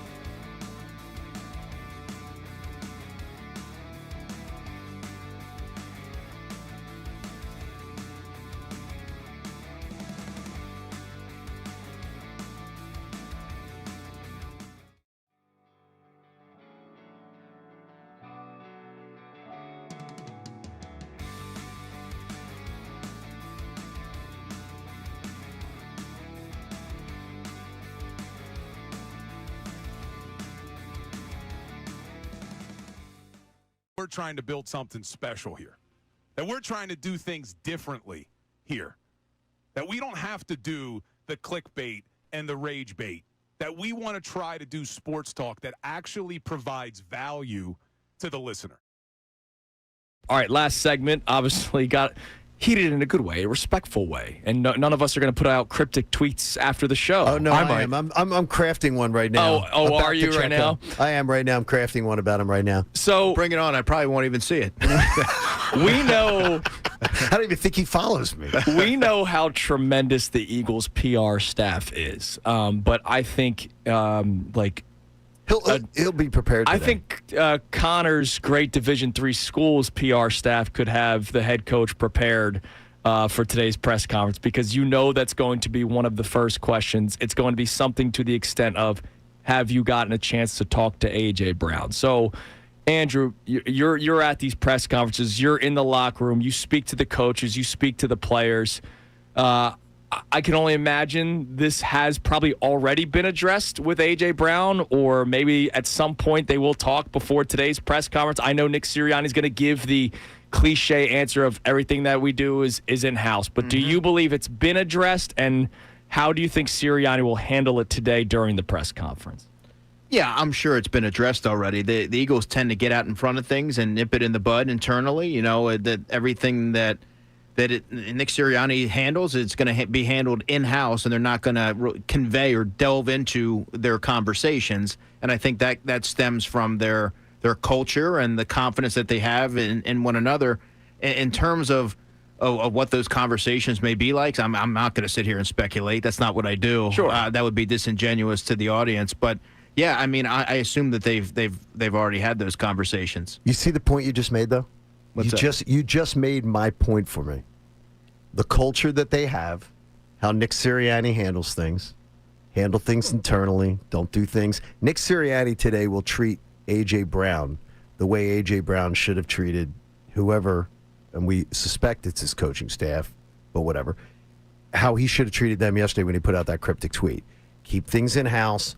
Don't do things like that. That's the culture that was born. That's the culture that Nick Sirianni will never throw one of his players under the bus. He'll never do that. No. Yeah, that's just not going to happen. That's the not culture. What they do. Yeah. AJ has to learn to embrace the culture. This isn't the first time this has happened. That AJ's sort of, but AJ corrected the one in Seattle. He was the one I gave him a lot of credit for. Yes, he was. When he came out and corrected, and then in Seattle, him and Jalen going rogue.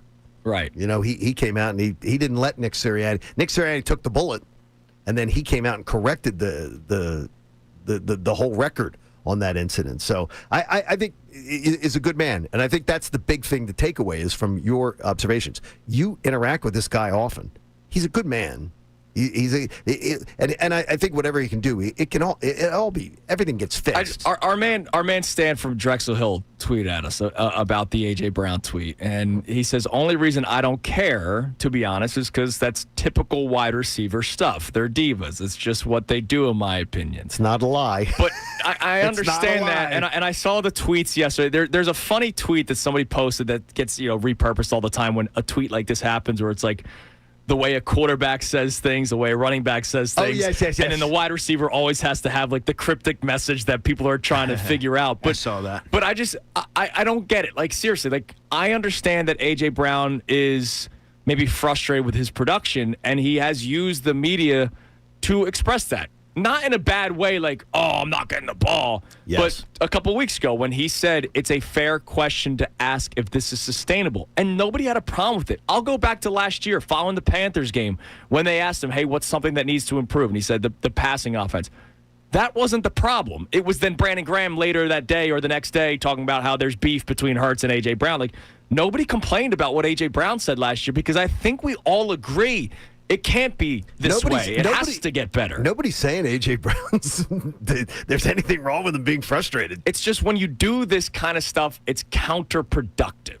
And that's my biggest thing. It's counterproductive, especially when we talk about the culture of the Philadelphia Eagles locker room and what Nick Sirianni has done. You're listening to 97.5 The Fanatic, WPEN HD1 Burlington, Philadelphia, Beasley Media Group station, broadcasting through the Comcast Business Studio, powering possibilities. Time now for the Kincade Salciunas re-rack. There is a lot of stuff to work on. And it's amazing. It's another week where it's a tale of two halves, right? We had Eagles-Cowboys where the first half, the Eagles offensively looked spectacular, and then we know what happened the second half.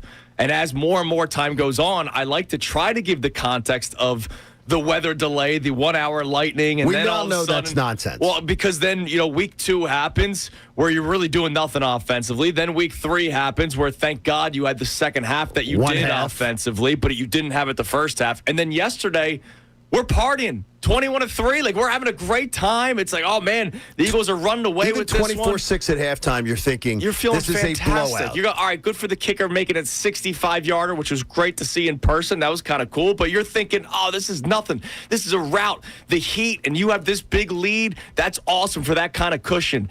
And then the second half happens, and now it's the reverse, right? Instead of the second half for the Rams game, it's much more like the Cowboys game where you could not do anything. But this time, the Buccaneers on offense were able to get stuff done, and it got dicey at the end there. And I'm thinking you have an 18-point lead, and at various times, like 24-6. A football coach in Pop Warner, maybe the Marple Newtown Junior Tigers, or something like that, just to throw it out there, would say, well, what do we want to do? Well, we want to make sure that every time we possess the ball, we take time off the clock so our defense isn't getting burned in this 100 and whatever it felt like on the field yesterday. So what are we going to do? We're going to have possessions that last 42 seconds. Oh, my God. We're going to have possessions that last a minute. We're going to keep sending our defense out there. It is the offense's job to help a defense, especially when you're up that much. And then it's also the defense's job not to get burned for long touchdowns. Like, that's the one thing you can have happen. So there's a lot of things to say, yeah, that's not good enough. But you know what 4-0 is? That's damn good enough. Damn right it is. That's it's 4-0 and undefeated conference leaders. There's nothing better than that. There's nothing better than when, imagine if your bosses bring you in and say, guys, hey, you guys are killing it. You're just doing great. Everything's awesome. Like, numbers-wise are great. Advertising dollars are great and everything. But I want you to work on this, this, and this. Sure. It's awesome. Yeah. That's the best scenario ever for competitors. And I believe the Eagles have a lot of great competitors. Now, before we bring some more sensitive ones. Before we bring in our man, Andrew DeCecco, I want to play a clip for you from Nick Sirianni's post-game press conference because it was a tale of two halves yesterday. And I don't necessarily know if I love this answer, but here was Nick Sirianni talking about what the Buccaneers coaching staff was able to do at halftime versus the Eagles. Coaching, playing second half. They got us, right? We didn't play. We had enough of a lead, and we made enough turnovers to hang on to the lead. But we obviously played good there. Running game, passing game, it was everything. It wasn't just you can't single out one. This is a team game. It's never just. I don't ever think it's just one because sometimes you're in 2nd and 11, and then that because of an incomplete pass or a sack or whatever it is. So or a minus run. So it's never just one thing in my mind. We'll look at the tape. I know it's not just one thing. I love that he led with coaching, but yeah, it's your boy. Like you're the guy that you promoted, yes. And I'm not like anti the promotion, but look, it's been 4 weeks now where we're questioning a lot of things, and it makes people start asking themselves about 2023. Now we're the emotional ones, Johnny. Correct. Which is why we have our Birds Insider here, Andrew DeCecco, who tends to be non-emotional. Which is great for this conversation this morning to have a barometer. Yes. So, Mr. DeCecco? What I will say is this team is nothing like the 2023 Eagles. You have a veteran defensive coordinator. First of all, they're a better football team. And you have talent on offense that I believe will put it together. There's never been a point this year where I haven't felt like the Eagles were going to pull out a win because they're getting contributions from all three levels. Now, has it been perfect? No. This is a flawed football team. But what they do have is this winning DNA, and it took defense and special teams to really help alleviate the offensive shortcomings in this one. There's a lot to unpack, and we'll get to it, but I thought it was a pretty complete win. I'm going to tell you, last week, this is me, and you have different eyes, and you have very good eyes that I trust. 26-7 last week, I thought they were going to lose. Yeah, I thought they were going to lose. And yesterday, with that game to me, it was like, okay, this game is slipping away. I didn't necessarily think they were going to lose, but I was like, how in the hell are they letting this happen? Well, how many tweets did you get at some point? This feels like a loss from a lot of people. Because it did. And look, it did.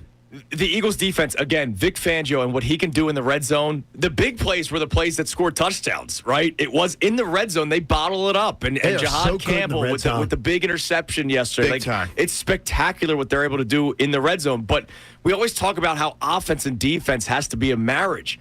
And this is the second straight year in Tampa where it's 1,000,000 degrees outside, and the offense is doing no favors for the defense. I know people like to point out the defensive woes in Week 3 last season. And how many times, John, as my witness, did I say, stop ripping the defense? It's not their fault that they had to play 4 drives in the first quarter of that game last year. This year, it's different. First half, defenses, they're playing their game. The marriage with the offense was perfect. They're controlling the clock. They got a couple big chunk plays downfield. The offense in the first half yesterday looked like the second half of the Rams game, which is why we said, is this the standard moving forward? And we got it. We got that answer. And then the second half, they went through a horrible divorce, and there was no marriage between the offense and the defense. And there's another standard that I can't wait to hear Andrew's thoughts on in the course of the morning with this defense. 3 personal fouls again. And whether you like the taunting or not, whether you like it or not, whether you think it's stupid or not, we all agree. So stupid. We all agree it's stupid. Yes. We all agree. We all agree. But guess what? You know what I think stupid too? On an open highway that they tell me I have to do 65 when there's nobody on the road. But you know what I have to do? I have to do 65 because that's the law. To keep getting personal foul, it's I break stupid. that law. It's absolute. Oh, so do I. To 74 though, usually it's absolutely stupid. This team and the personal fouls, it's stupid, and we're going to get in. I want to hear a litlittle more about that with Andrew DeCecco too, and find out what his thoughts are on that one. So speaking of Andrew DeCecco, you just heard him say this team is not like 2023. So our question for you at 610-632-0975, just because we're on the road doesn't mean we don't want to hang out with you. We want to hear from you at 610-632-0975. Do you have those fears of 2023 in the back of your mind? Maybe for some of you, the forefront of your mind. I'm going to tell you coming up next why I don't believe that it is. I'm interested to hear why Andrew DeCecco has to say about that even more. But I feel like this team is sort of playing like the Chiefs a couple of years ago. You can climb in at 610-632-0975. It is Kincade and Salciunas, our man Andrew DeCecco, with us for the entire day as we broadcast live down in beautiful, sunny Florida here on 97.5 The Fanatic. The Fanatic's Andrew DeCecco. The Philadelphia Inquirer's Jeff McClain.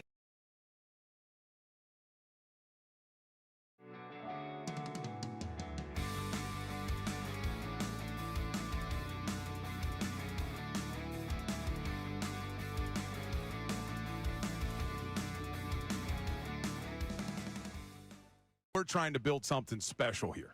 That we're trying to do things differently here. That we don't have to do the clickbait and the rage bait. That we want to try to do sports talk that actually provides value to the listener. And we try to do that every single day on this show. But it expands a lot further than just this show. This is a movement that we are trying to bring across 97.5 The Fanatic. So when we say the words make the switch, we're not only talking to you, the listeners. We're not only talking to you, the viewers. We're talking to the talent out there, too. Because we want everybody in this city to make the switch to real sports talk right here at 97.5 The Fanatic. And it is my honor to tell you the next person to make the switch, Johnny Marks. Hey! My man! Right there? Johnny Marks bringing him back home to 97.5 The Fanatic. How many years has it been, my brother? 9 years next month was my last day at the Fanatic. October of 2016. Nice. Man, oh, man. He's Ricky back. Bo, Johnny Marks in the house. Yeah, He's back. Psyched to have you on, pal. it's kind of surreal walking in here today and seeing a lot of the faces that I knew from many years ago, and a lot of new faces as well. And I am like, it's crazy, man. I can't believe that I'm back. I'm back. I'm ready to go. Ricky, it's been 2 years, almost 2 years since I've worked full time. I've been working very part time the last couple of years. So you know what that means? I have a lot of energy and I'm broke. So I need to get back to work. He's hungry. So you're ready to go. That's what it's about. He's hungry. And when you say you're back, you are taking over middays here at 97.5 The Fanatic. Finally got rid of that Ray Dunn. Oh, overnight. I'm working overnight. So Middays with Marks is the name of the show. Ray Dunn will be my full-time producer and sidekick, and we're going to have co-hosts. Middays with Marks starts on Monday.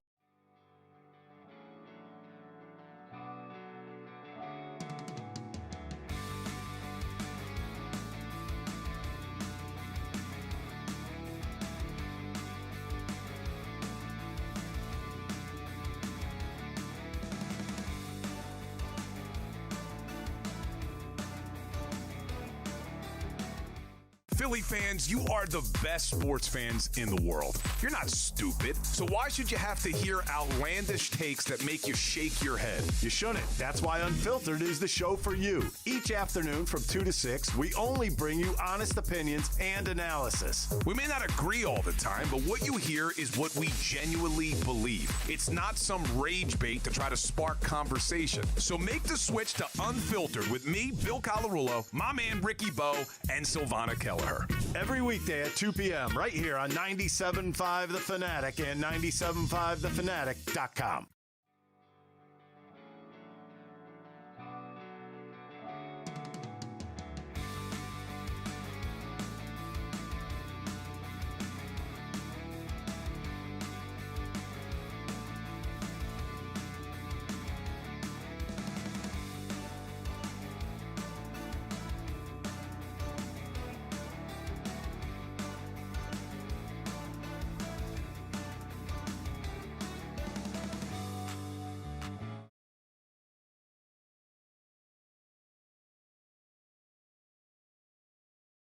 Monday, and Football Mondays on the Fanatic, presented to us by our friends at the local Bryant Home Comfort Team. Visit nopaybryant.com to keep your HVAC in the starting lineup. Final hour of Kincade and Salciunas with Andrew DeCheck, who's been with us the entire show. Before we hand things over to Middays with Marks, Johnny Marks makes his return to the Fanatic.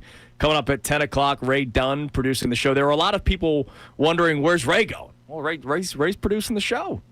Big part of Middays right with there. Marks. I mean, it's not going anywhere. So Ray will be there as well, but Johnny Marks makes his return coming up at 10 o'clock. What a great way to start. Following an Eagles win where there's plenty to complain about.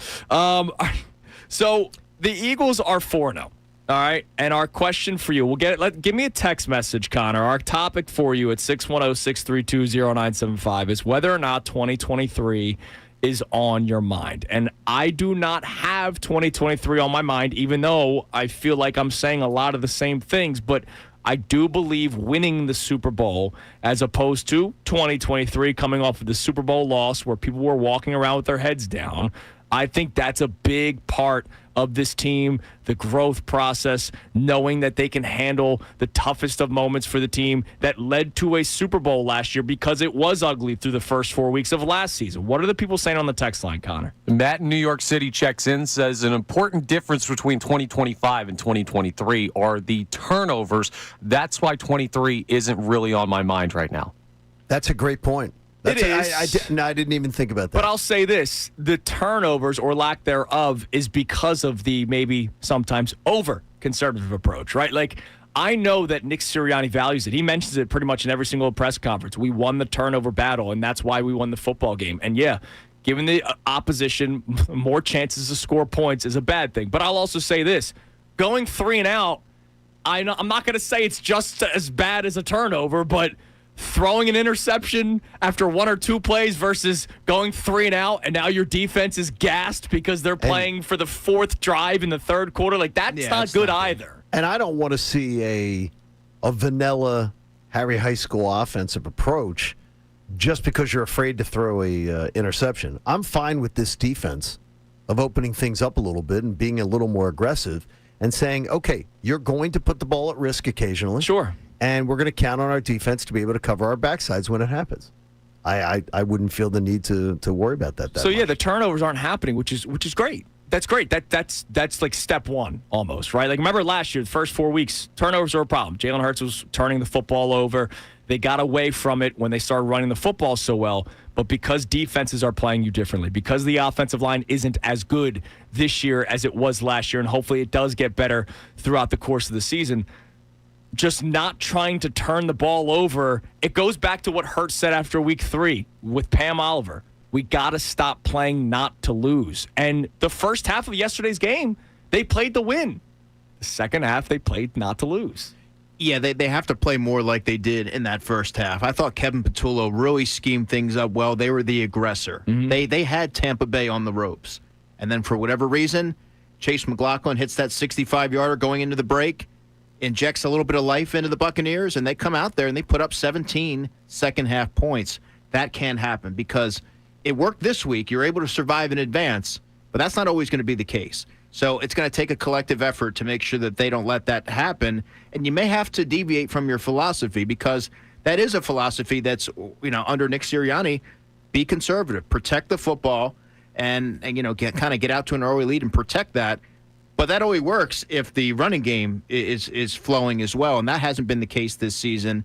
So you have to find other ways. You constantly have to evolve, which was the buzzword that we heard a lot in the spring and throughout the summer. Now, I'll say this, and look, correct me if I'm wrong. Maybe my wrong mindset is clouded because of how 2023 ended up playing out, and I know how it played out. There weren't many times in 2023 where I watched the offense and I said, I liked that. Like yesterday, there were things that I liked.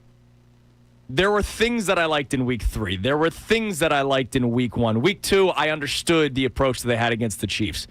I don't remember many times in 2023 going, yeah, I liked that bubble screen. You know what I mean? I hated the offense. Even when they were 10-1, I hated the offense. There were times. Who was DeAndre Swift splitting carry? It was Kenny G, right? Early on. And I like Kenny G. He had a great game for the Steelers yesterday. But it was weird. Week 1, DeAndre Swift had one carry? None. Against none? Didn't he have none? It was something weird against the Patriots where they. Well, no, it was Detroit. It was against. He hardly did anything. Right, and you're wondering, what is this? There are plays that I've liked with the Eagles offense this year, which to me, that's a major difference. It's just they got to capitalize on it, and it can't go back to this let's not turn the ball over every play approach. I think the Eagles love the fact, though, that right now they are 4th in the NFL in turnover ratio. They love plus it. 4. I know that's a plus point of 4 emphasis right now. But you talked about Liam Cohen earlier, the Jacksonville Jaguars and their turnaround. They're plus 9 in the turnover battle right now. That's pretty amazing. It's not doing too much, and that's helping Trevor Lawrence. Steelers plus 7. Sure. They're not giving the ball away. But what kind of is hard for me to wrap my head around is the fact that I'm hearing a lot of 2023 comparisons, or at least I'm seeing them. This team's nothing like that. Right. We talk about the defensive side of the ball. They're younger. They're more athletic. They have Vic Fangio presiding over that unit, and they continue to get better. The assistant coaches, they are derived in developing their talent. Offensively, they're going to figure it out. It's nothing like the Brian Johnson-led offense. Right. So I do take exception when I hear a lot of comparisons between the two coordinators because they were both first-time play callers. That's not accurate. The Eagles, no interceptions through 4 games. Jalen Hurts without an interception, and the Eagles' only giveaway is 1 fumble. And that's the best in the NFL right now. And I think one of the best things you said earlier, Andrew, you're in the locker room after that win yesterday, and it was celebratory, right? Despite A.J. Brown putting out the cryptic tweet, nobody knew it because they weren't on their phones. It was a happy locker room, whereas in 2023, after wins, it was like... Oh, yeah. It was a very weird feeling in 2023. I go back to that Christmas Day game a lot where they won, I think, pretty handedly, and you would have thought that it was a loss. It was kind of everybody going... I think that's the best insight you brought today. Win. It was kind of everybody going their own way. With the Giants. It was just, you could feel almost a little tension. But it's good to know from your firsthand account, which is why we love having you on the show, it wasn't that feel yesterday. And that's big. No, it was nothing like that. All right, coming up next, Connor Thomas will give his 3 observations from the rest of the NFL. John gave his at 7:30. I gave mine at 8:30. Connor will give his at 9:30. Also, a little bit more on the ground game. Saquon Barkley spoke after the game yesterday about the struggles that they've had on the ground so far this season. Hear that next. It's Kincade Salciunas, 97.5, The Fanatic. Now on 97.5 The Fanatic Sports Update. Eagles still undefeated. I'm Connor Thomas, and the Birds moved to 4-0 yesterday with a tight 31-25 win over the Tampa Bay Buccaneers on the road. They scored 24 in the first half. Everything looked good with the offense, and then it completely stalled out in the final 2 quarters. Eagles didn't complete a pass in the second half and had minimal yardage as a result. Nick Sirianni talked about that after. We didn't coach well enough. We didn't play well enough in the second half. We were able to hang on for the win because the defense was able to get us some turnovers. Second half, I'm not sure any of us played or coached to our standard there on offense. That first half is about as good as you can play. So stuff to work on for sure, but the Eagles are one of 2 unbeaten teams in the NFL, joining the Buffalo Bills as the only 4-0 sides. The Sirianni meets with the media coming up at 3:15 today, so we'll hear some more thoughts from him. We'll talk to Andrew DeCecco still throughout the remainder of the show. He's been with the guys all day today, and the Phillies walked it off on the Twins in the 10th to wrap up their regular season with 96 wins. Second best record in all of baseball. They're going to be the 2 seed in the National League playoffs. Game 1 of the NLDS is Saturday, October 4th against the winner of the Dodgers-Reds wild card series. Mets eliminated yesterday by getting shut out by the Marlins. Coming up at 10 a.m., it's Middays with Marks, the debut. This update is brought to you by the Harlem Globetrotters. This isn't just a game. It's a once-in-a-generation event. The Harlem Globetrotters 100-year tour. Come be a part of a legacy that never stops. Get your tickets today at harlemglobetrotters.com. I'm Connor Thomas on your home for the best Birds coverage, 97.5 The Fanatic and 97.5 The Fanatic.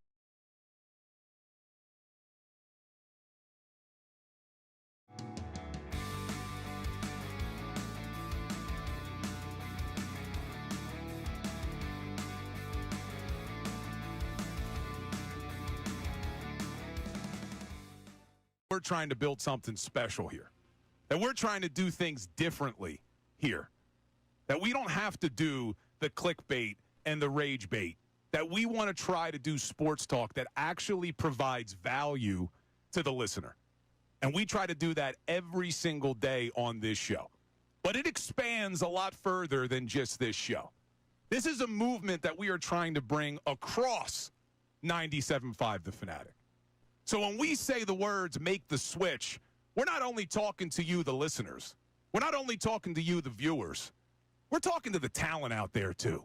Because we want everybody in this city to make the switch to real sports talk right here at 97.5 The Fanatic. And it is my honor to tell you the next person to make the switch, Johnny Marks. Hey! My man! Right there? Johnny Marks, bringing him back home to 97.5 The Fanatic. How many years has it been, my brother? 9 years next month was my last day at the Fanatic. October of 2016. Nice. Man, oh, man. He's Ricky back. Bo, Johnny Marks in the house. Yeah, He's back. Psyched to have you on, pal. it's kind of surreal walking in here today and seeing a lot of the faces that I knew from many years ago, and a lot of new faces as well. And I am like, it's crazy, man. I can't believe that I'm back. I'm back. I'm ready to go. Ricky, it's been 2 years, almost 2 years since I've worked full time. I've been working very part time the last couple of years. So you know what that means? I have a lot of energy and I'm broke. So I need to get back to work. He's hungry. So you're ready to go. That's what it's about. He's hungry. And when you say you're back, you are taking over middays here at 97.5 The Fanatic. Finally got rid of that Ray Dunn. Oh, overnight. I'm working overnight. So Middays with Marks is the name of the show. Ray Dunn will be my full-time producer and sidekick, and we're going to have co-hosts. Middays with Marks starts on Monday.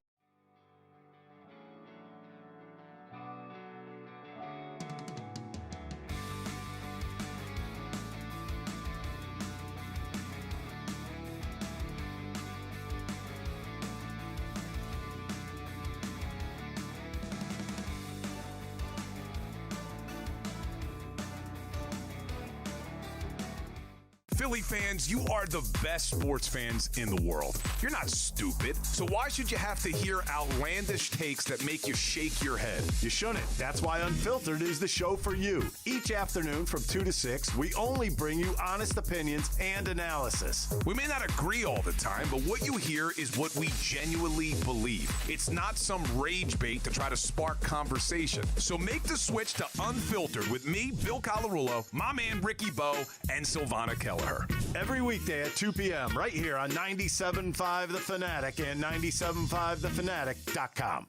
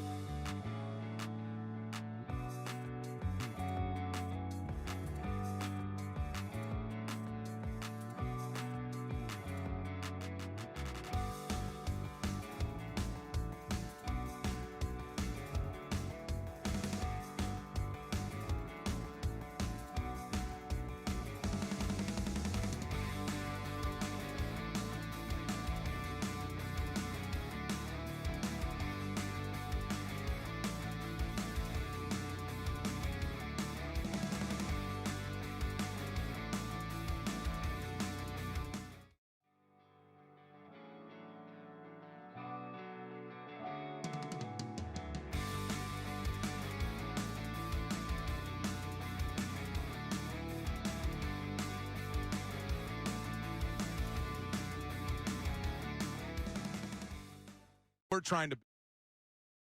Today, presented to us by our friends at the local Bryant Home Comfort Team. Visit nopaybryant.com to keep your HVAC in the starting lineup. And we are at the end of September, which means October right around the corner. You got to check out the deal of the week. Bates Motel. Get 2 adult combo tickets to the Bates Motel for the price of 1. That's 2 tickets for $52. Half off Halloween thrills at the Bates Motel in Glen Mills, one of the most frightening haunted attractions in the country. Get this exclusive offer while supplies last at 975thefanatic.com/deals. We'll get Connor Thomas's 3 observations from the rest of the NFL coming up in a few minutes. But I want to play this clip for you. Saquon Barkley spoke to the media after the game, and it's been a rough ride for Saquon so far this season. Just 3.1 yards per carry through 4 weeks. Andrew, I think you were right when you said it earlier. Andrew DeCecco with us for the entire show. The 13-yard touchdown run against the Chiefs, wide open hole. It's a 70-yard touchdown if they're on their own 30, but it was a 13-yard touchdown, Yep. so great. But that was really the only time we've seen a hole for Saquon. It's really the only time. And look, I understand that you're saying you don't believe it has anything to do with the toll of last year, but there were just plays last year where we were saying, like the backwards hurdle. Like he was doing like otherworldly things last season, and we really haven't seen that this year. I'm not asking for backwards hurdles. Just to make that clear. He's met by contact before he even gets to the second level. So you're not really going to see him do that unless he's able to break free and get into the open field. So I don't know that that's a fair assessment to this point. We'll see what he's able to do when he is able to break free or shake some of those tackles. But I look at the tough running. Every yard that he gets is earned. Oh, dude, it's a lot. And if you are a player, if you are someone who you can see them, the season that they had take a toll on them, you wouldn't be able to run through tackles the way that he has. Everything he does, he has to grind his way through it. It shouldn't be that way with this offensive line. Oh, yeah. And last season, you're used to seeing the truck-size holes, and they're not there this season. So I think some of that is on the interior of the offensive line. Some of it is schematic. You have to be able to create more space for Saquon. And then I go back to there are times when things aren't necessarily there where you can almost see him pressing a little bit. And that's natural when you're so used to dominating right. And carving out yards at a remarkable clip. Nino on X would like to ask us to do a quick little exercise just to see where we sit on it. Was he giving us homework? Yeah, he went to a quick little exercise. Is it Saquon related? No. Oh, can I play the Saquon clip then real quick? Yeah, play a clip. Here was Barkley. It is Saquon related, but that's all good. right. Here was Barkley after the game. I got to do a better job of just getting into a flow and getting into a rhythm of the game. My focus is, right now, I'm not doing a great enough job on first downs and just trying to keep us, in manageable downs in the second down. So I just got to do a better job. And, yeah, there's a couple of runs where if I did that or if I did this, could have been a big run. You never know. But that's football, and defense, the last defense, 4 defenses we've been playing, been doing a great job, but we've been executing in other areas. So is that Barkley just trying to be a good teammate? Yes. Or, okay. Yes. That's Saquon Barkley not doing the selfish thing. That's Saquon Barkley saying, I'm going to put it on myself. Sure. Because nobody's going to, because there's enough blame to go around in this room. No cryptic And I'm going to tweet make sure, from I'm going to Saquon. make sure that I take the blame first, because that's what a leader does. First, blame yourself. Because if things aren't going well, and you know that you could do some things better. Like Sirianni always does. Put it on you. Yeah. Sirianni does. It's a constant. Right. It's a constant. And you know what's funny is Andy Reid always did it. Yeah, I got to do a better job. And I'm going to tell you that when Andy Reid said it, I honestly grew to not believe him. I thought he was saying it almost arrogantly, like, I'm just going to say it. He was always going to take the bullet. Whereas It's a sign of leadership. It's a sign of leadership. Yeah, but in almost the way he said it, though, I don't believe he meant it. When Sirianni says it, I actually believe that he means it. Like he actually thinks it.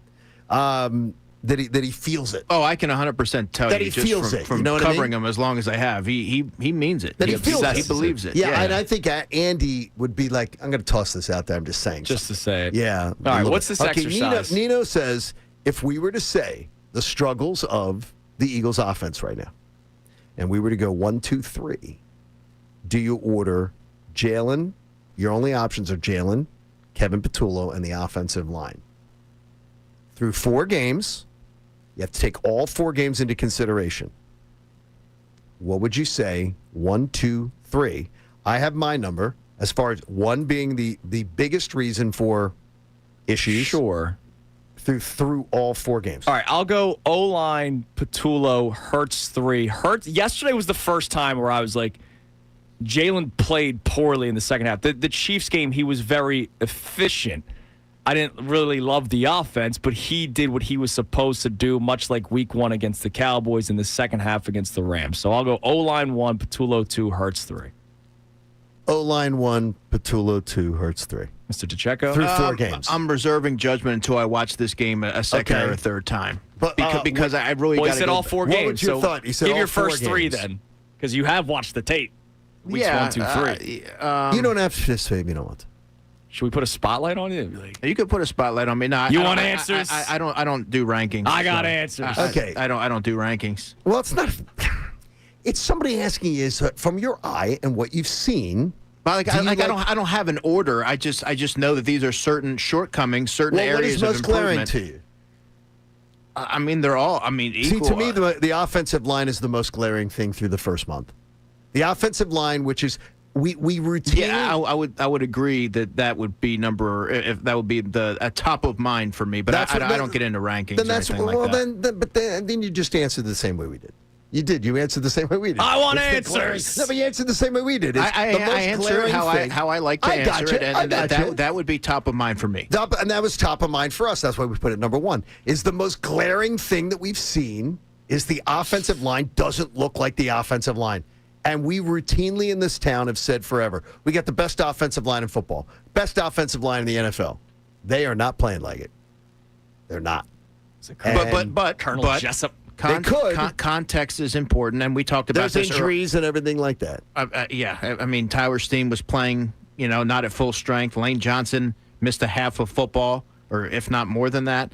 Fred Johnson stepped in. So you look at the offensive line as it was constituted, and then you couple that with the injuries, and I mean that also has to be baked into some of the reasoning why the offense wasn't firing in the second half. Yeah, and the Bucs though that would say, and a Bucs fan that would be listening, if they were listening to our show on the app or something like that, they would say, "Well, our offensive line, we played games with 3 starters out. Yeah, we played games and with the 2 interior starters. pressure was a big reason why they weren't able to mount a comeback. Moro Jomo planted them. That was a big sack. All right, Connor. Your 3 observations. He's going to clip that.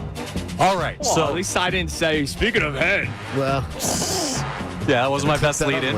We're going to try and make up for it here. So, first one, right off the rip, we're going to see him in week 6. And Jackson Dart, boys, he might be a little bit of a problem. That dude can play football. And without Malik Neighbors, I don't know what the Giants are, but that's another I'm quarterback. Stop you right now. Never buy into the first week. I understand, but beating that Chargers team who has looked really good, it's something to keep an eye on there. Look, I'm not saying he stinks, but a lot of hype.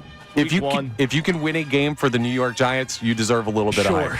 Sure. Team that hasn't been winning a lot of games. Observation 2, are the Ravens washed? Like, are we in washed watch for the Baltimore Ravens, who are some people's Super Bowl favorite going into the season? Pump the brakes there with that four games in. What's interesting, look, Chiefs have a great run defense. Derrick Henry has not looked like himself so far this season. I don't know what the latest is on Lamar Jackson. I know they said questionable hamstring and that's not good for Lamar's like game. Lamar. Yeah. Yes. That's what makes him sort of the equalizer, right? I mean, I think the thing that's most confusing to me is that secondary is nowhere near where a lot of people thought. I thought when they got Jair Alexander, couple that with Kyle Hamilton, Ravens defense, linebackers, all 3 levels. I'm stunned how bad it's been. Not that they gave up a ton of points yesterday against the Chiefs, but that Ravens defense has been very questionable this season. Yeah, the AFC North has gotten weird real quick. So we'll have to watch that division closely. My final observation, and it goes to you guys trying to slow me down on a couple of these points, it's still super early. So the Panthers last week beat the Falcons 30-0. They come out this week and they lose 42-13 to the Patriots, who are not that good of a team. The Falcons, meanwhile, win 34-27 over Washington. There's still a lot of time for the back and forth of this week they look good, that week they don't look good to settle itself out. Yeah, it's a week-to-week league, right? And the Eagles, part of the reason why I don't think it's 2023, even though they were winning games, there has not been that trap yet or anything like that. The Eagles keep on finding ways to win, and I think they've played different styles of football for each week. It's just it needs to be all 4 quarters. It can't just be this one half, oh, we're great, now we're going to be conservative to try not to lose. And that was a big reason why the Bucs came back yesterday. I hated what they did offensively in the second half, even though there were plays to be made, and that's why it's horrendous. I took time to make sure we were critical of Jalen Hurts earlier in the show, because Jalen Hurts is not absolved of anything from yesterday either. It was, to your point, Andrew, I know you keep on saying it was a collective effort in that second half where they struggled. Play calling at times, offensive line a lot of the times, and Hurts, there were plays where there were guys open and throws that he typically would make, he was not making yesterday. And that's why sometimes, despite him being Super Bowl MVP and we love him and he's him and all that kind of stuff, point out when Jalen Hurts plays poorly. Hold people to a certain standard. He'll tell you the same thing. The standard's the standard. He's not afraid to say it. No, he's very execution. honest. He's blaming himself. Very self-aware. And it was a bad second half for also Jalen Hurts. All right, coming up next. Before we get out of here, I want to look ahead to the weekend because, Andrew, this game upcoming for Denver, you circled from the beginning. Yeah. So just want to get your thoughts on this upcoming weekend for the Eagles and also this upcoming weekend in Philadelphia sports as Red October begins Saturday. It's Kincade and Salciunas, 97.5 The Fanatic. Attention, Delaware Valley. 97.5 The Fanatics Unfiltered with Ricky Bowe and Bill.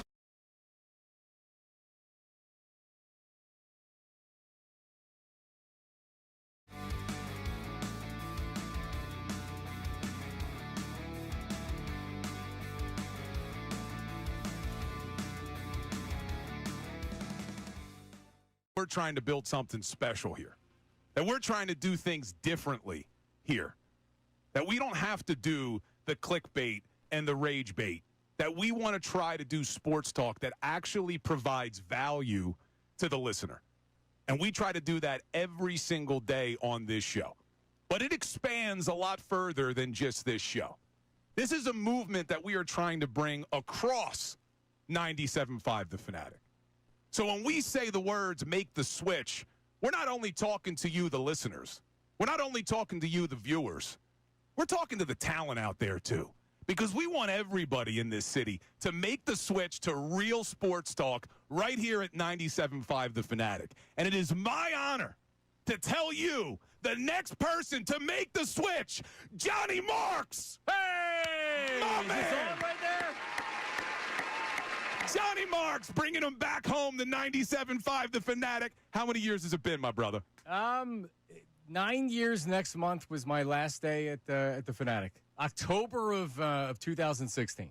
Nice. Man, oh, man. He's Ricky back. Bowe, Johnny Marks in the house. Yeah, He's back. Psyched to have you on, pal. It's kind of surreal walking in here today and seeing a lot of the faces that I knew from many years ago, and a lot of new faces as well. And I am like, it's crazy, man. I can't believe that I'm back. I'm back. I'm ready to go. Ricky, it's been 2 years, almost 2 years since I've worked full time. I've been working very part time the last couple of years. So you know what that means? I have a lot of energy and I'm broke.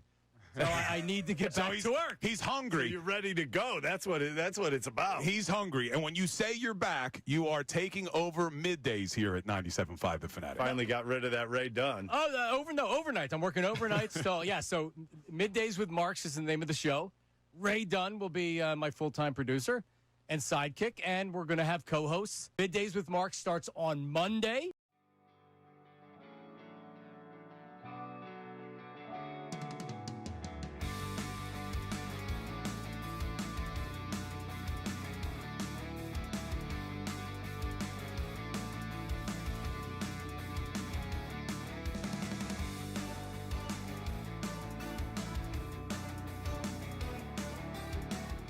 Philly fans, you are the best sports fans in the world. You're not stupid. So why should you have to hear outlandish takes that make you shake your head? You shouldn't. That's why Unfiltered is the show for you. Each afternoon from 2 to 6, we only bring you honest opinions and analysis. We may not agree all the time, but what you hear is what we genuinely believe. It's not some rage bait to try to spark conversation. So make the switch to Unfiltered with me, Bill Colarulo, my man Ricky Bo, and Silvana Kelleher. Every weekday at 2 p.m. right here on 97.5 The Fanatic and 97.5thefanatic.com.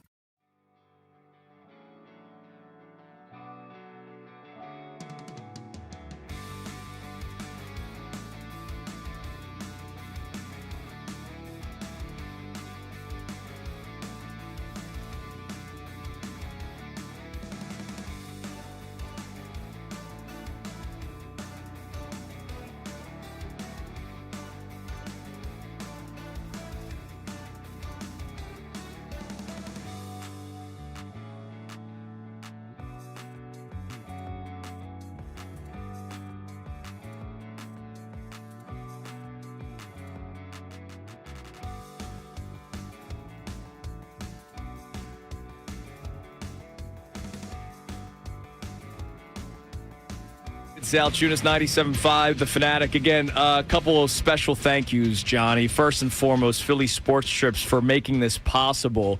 You and I flew down on the flight with all the fellow lunatics that made that trip to sit in the 100-degree temperatures at Raymond James Stadium yesterday. So much fun as always. Vince and his team are tremendous. Cindy Webster's Gail, all over it. Everybody was just so great.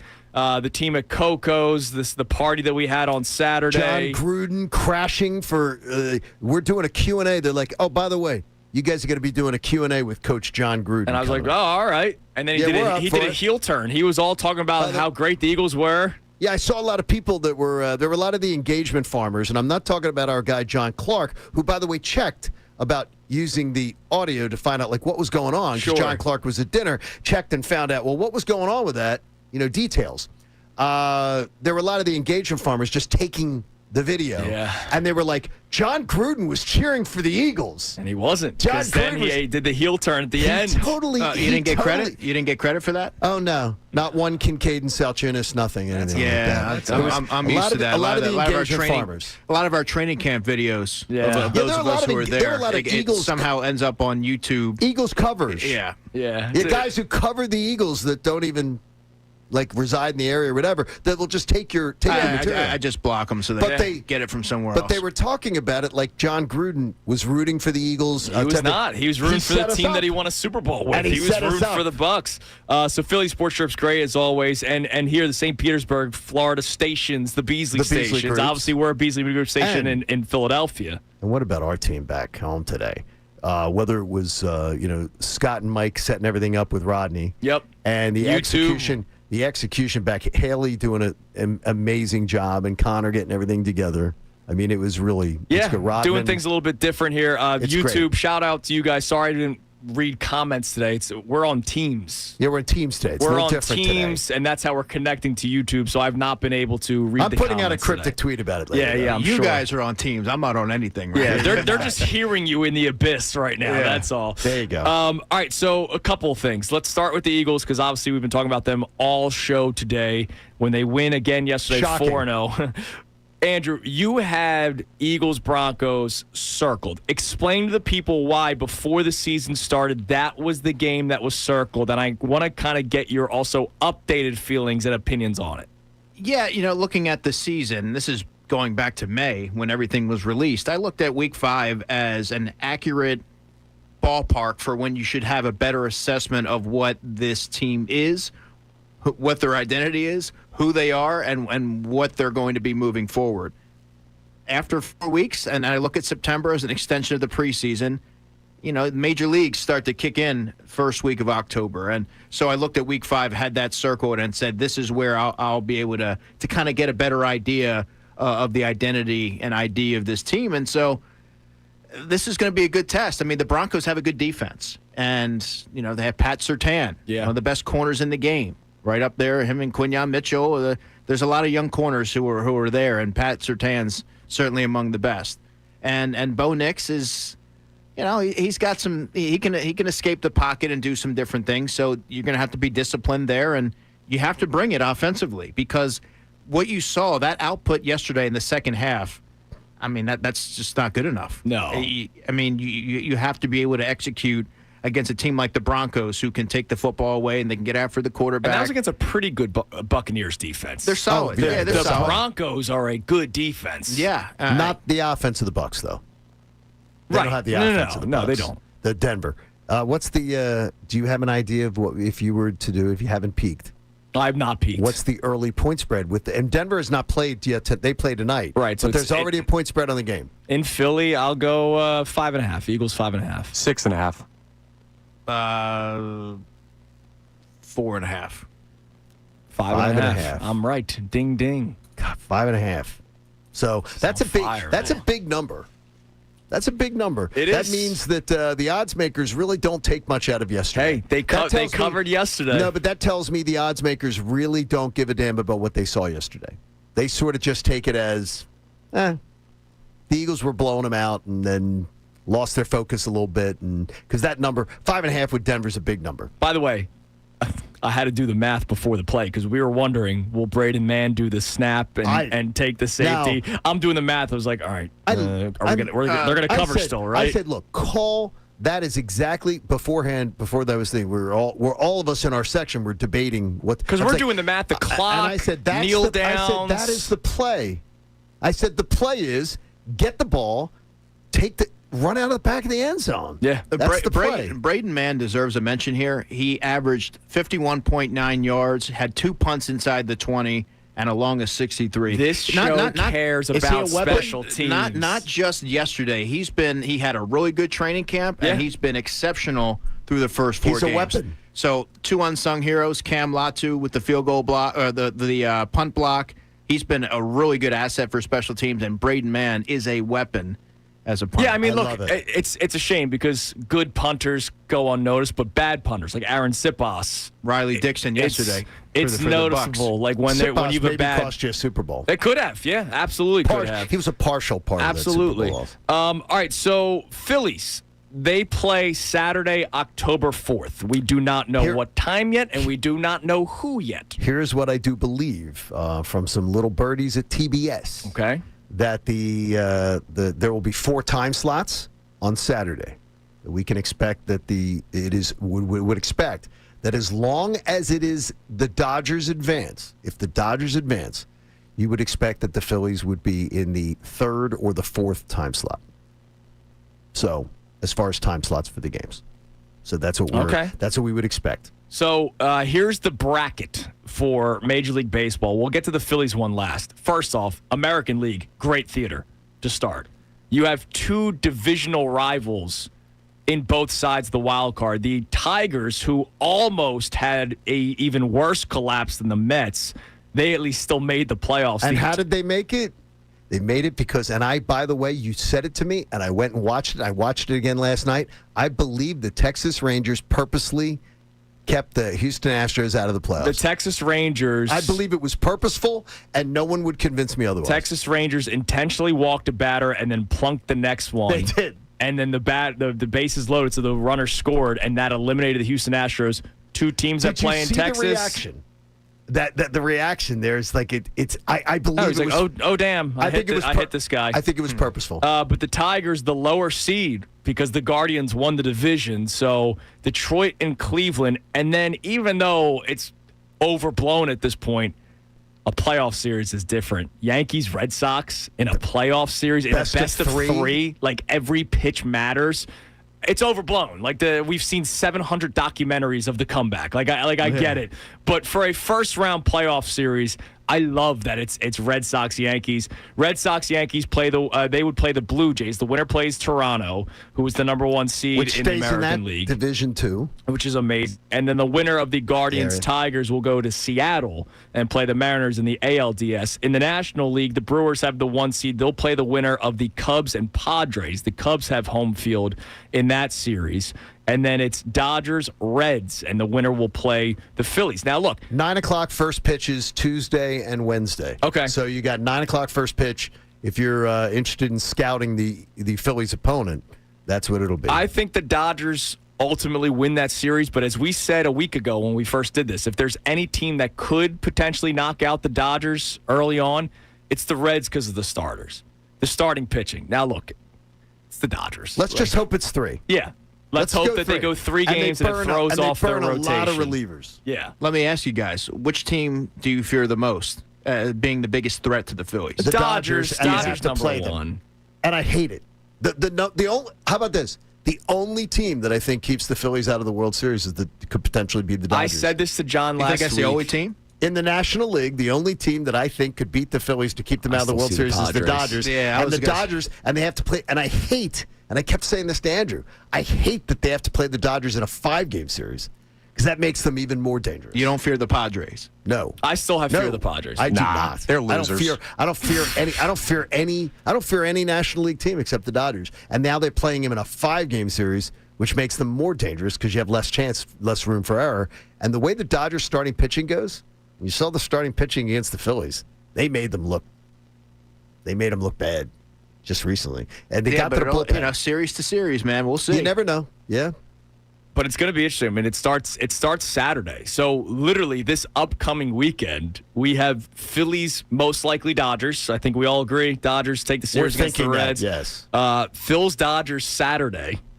And then Eagles Broncos Sunday. Like, it's going to be insane. And then Phil's Dodgers would be game 2 Monday. Right, game 2 Monday because they have the day off. The day off, which is just craziness. It's unbelievable. It's going to be a My wild wife goes, why don't you just get a room at Live Casino? I said, well, then no, it would cost too much at the blackjack table. By the way, I love it. I know yesterday's game didn't matter.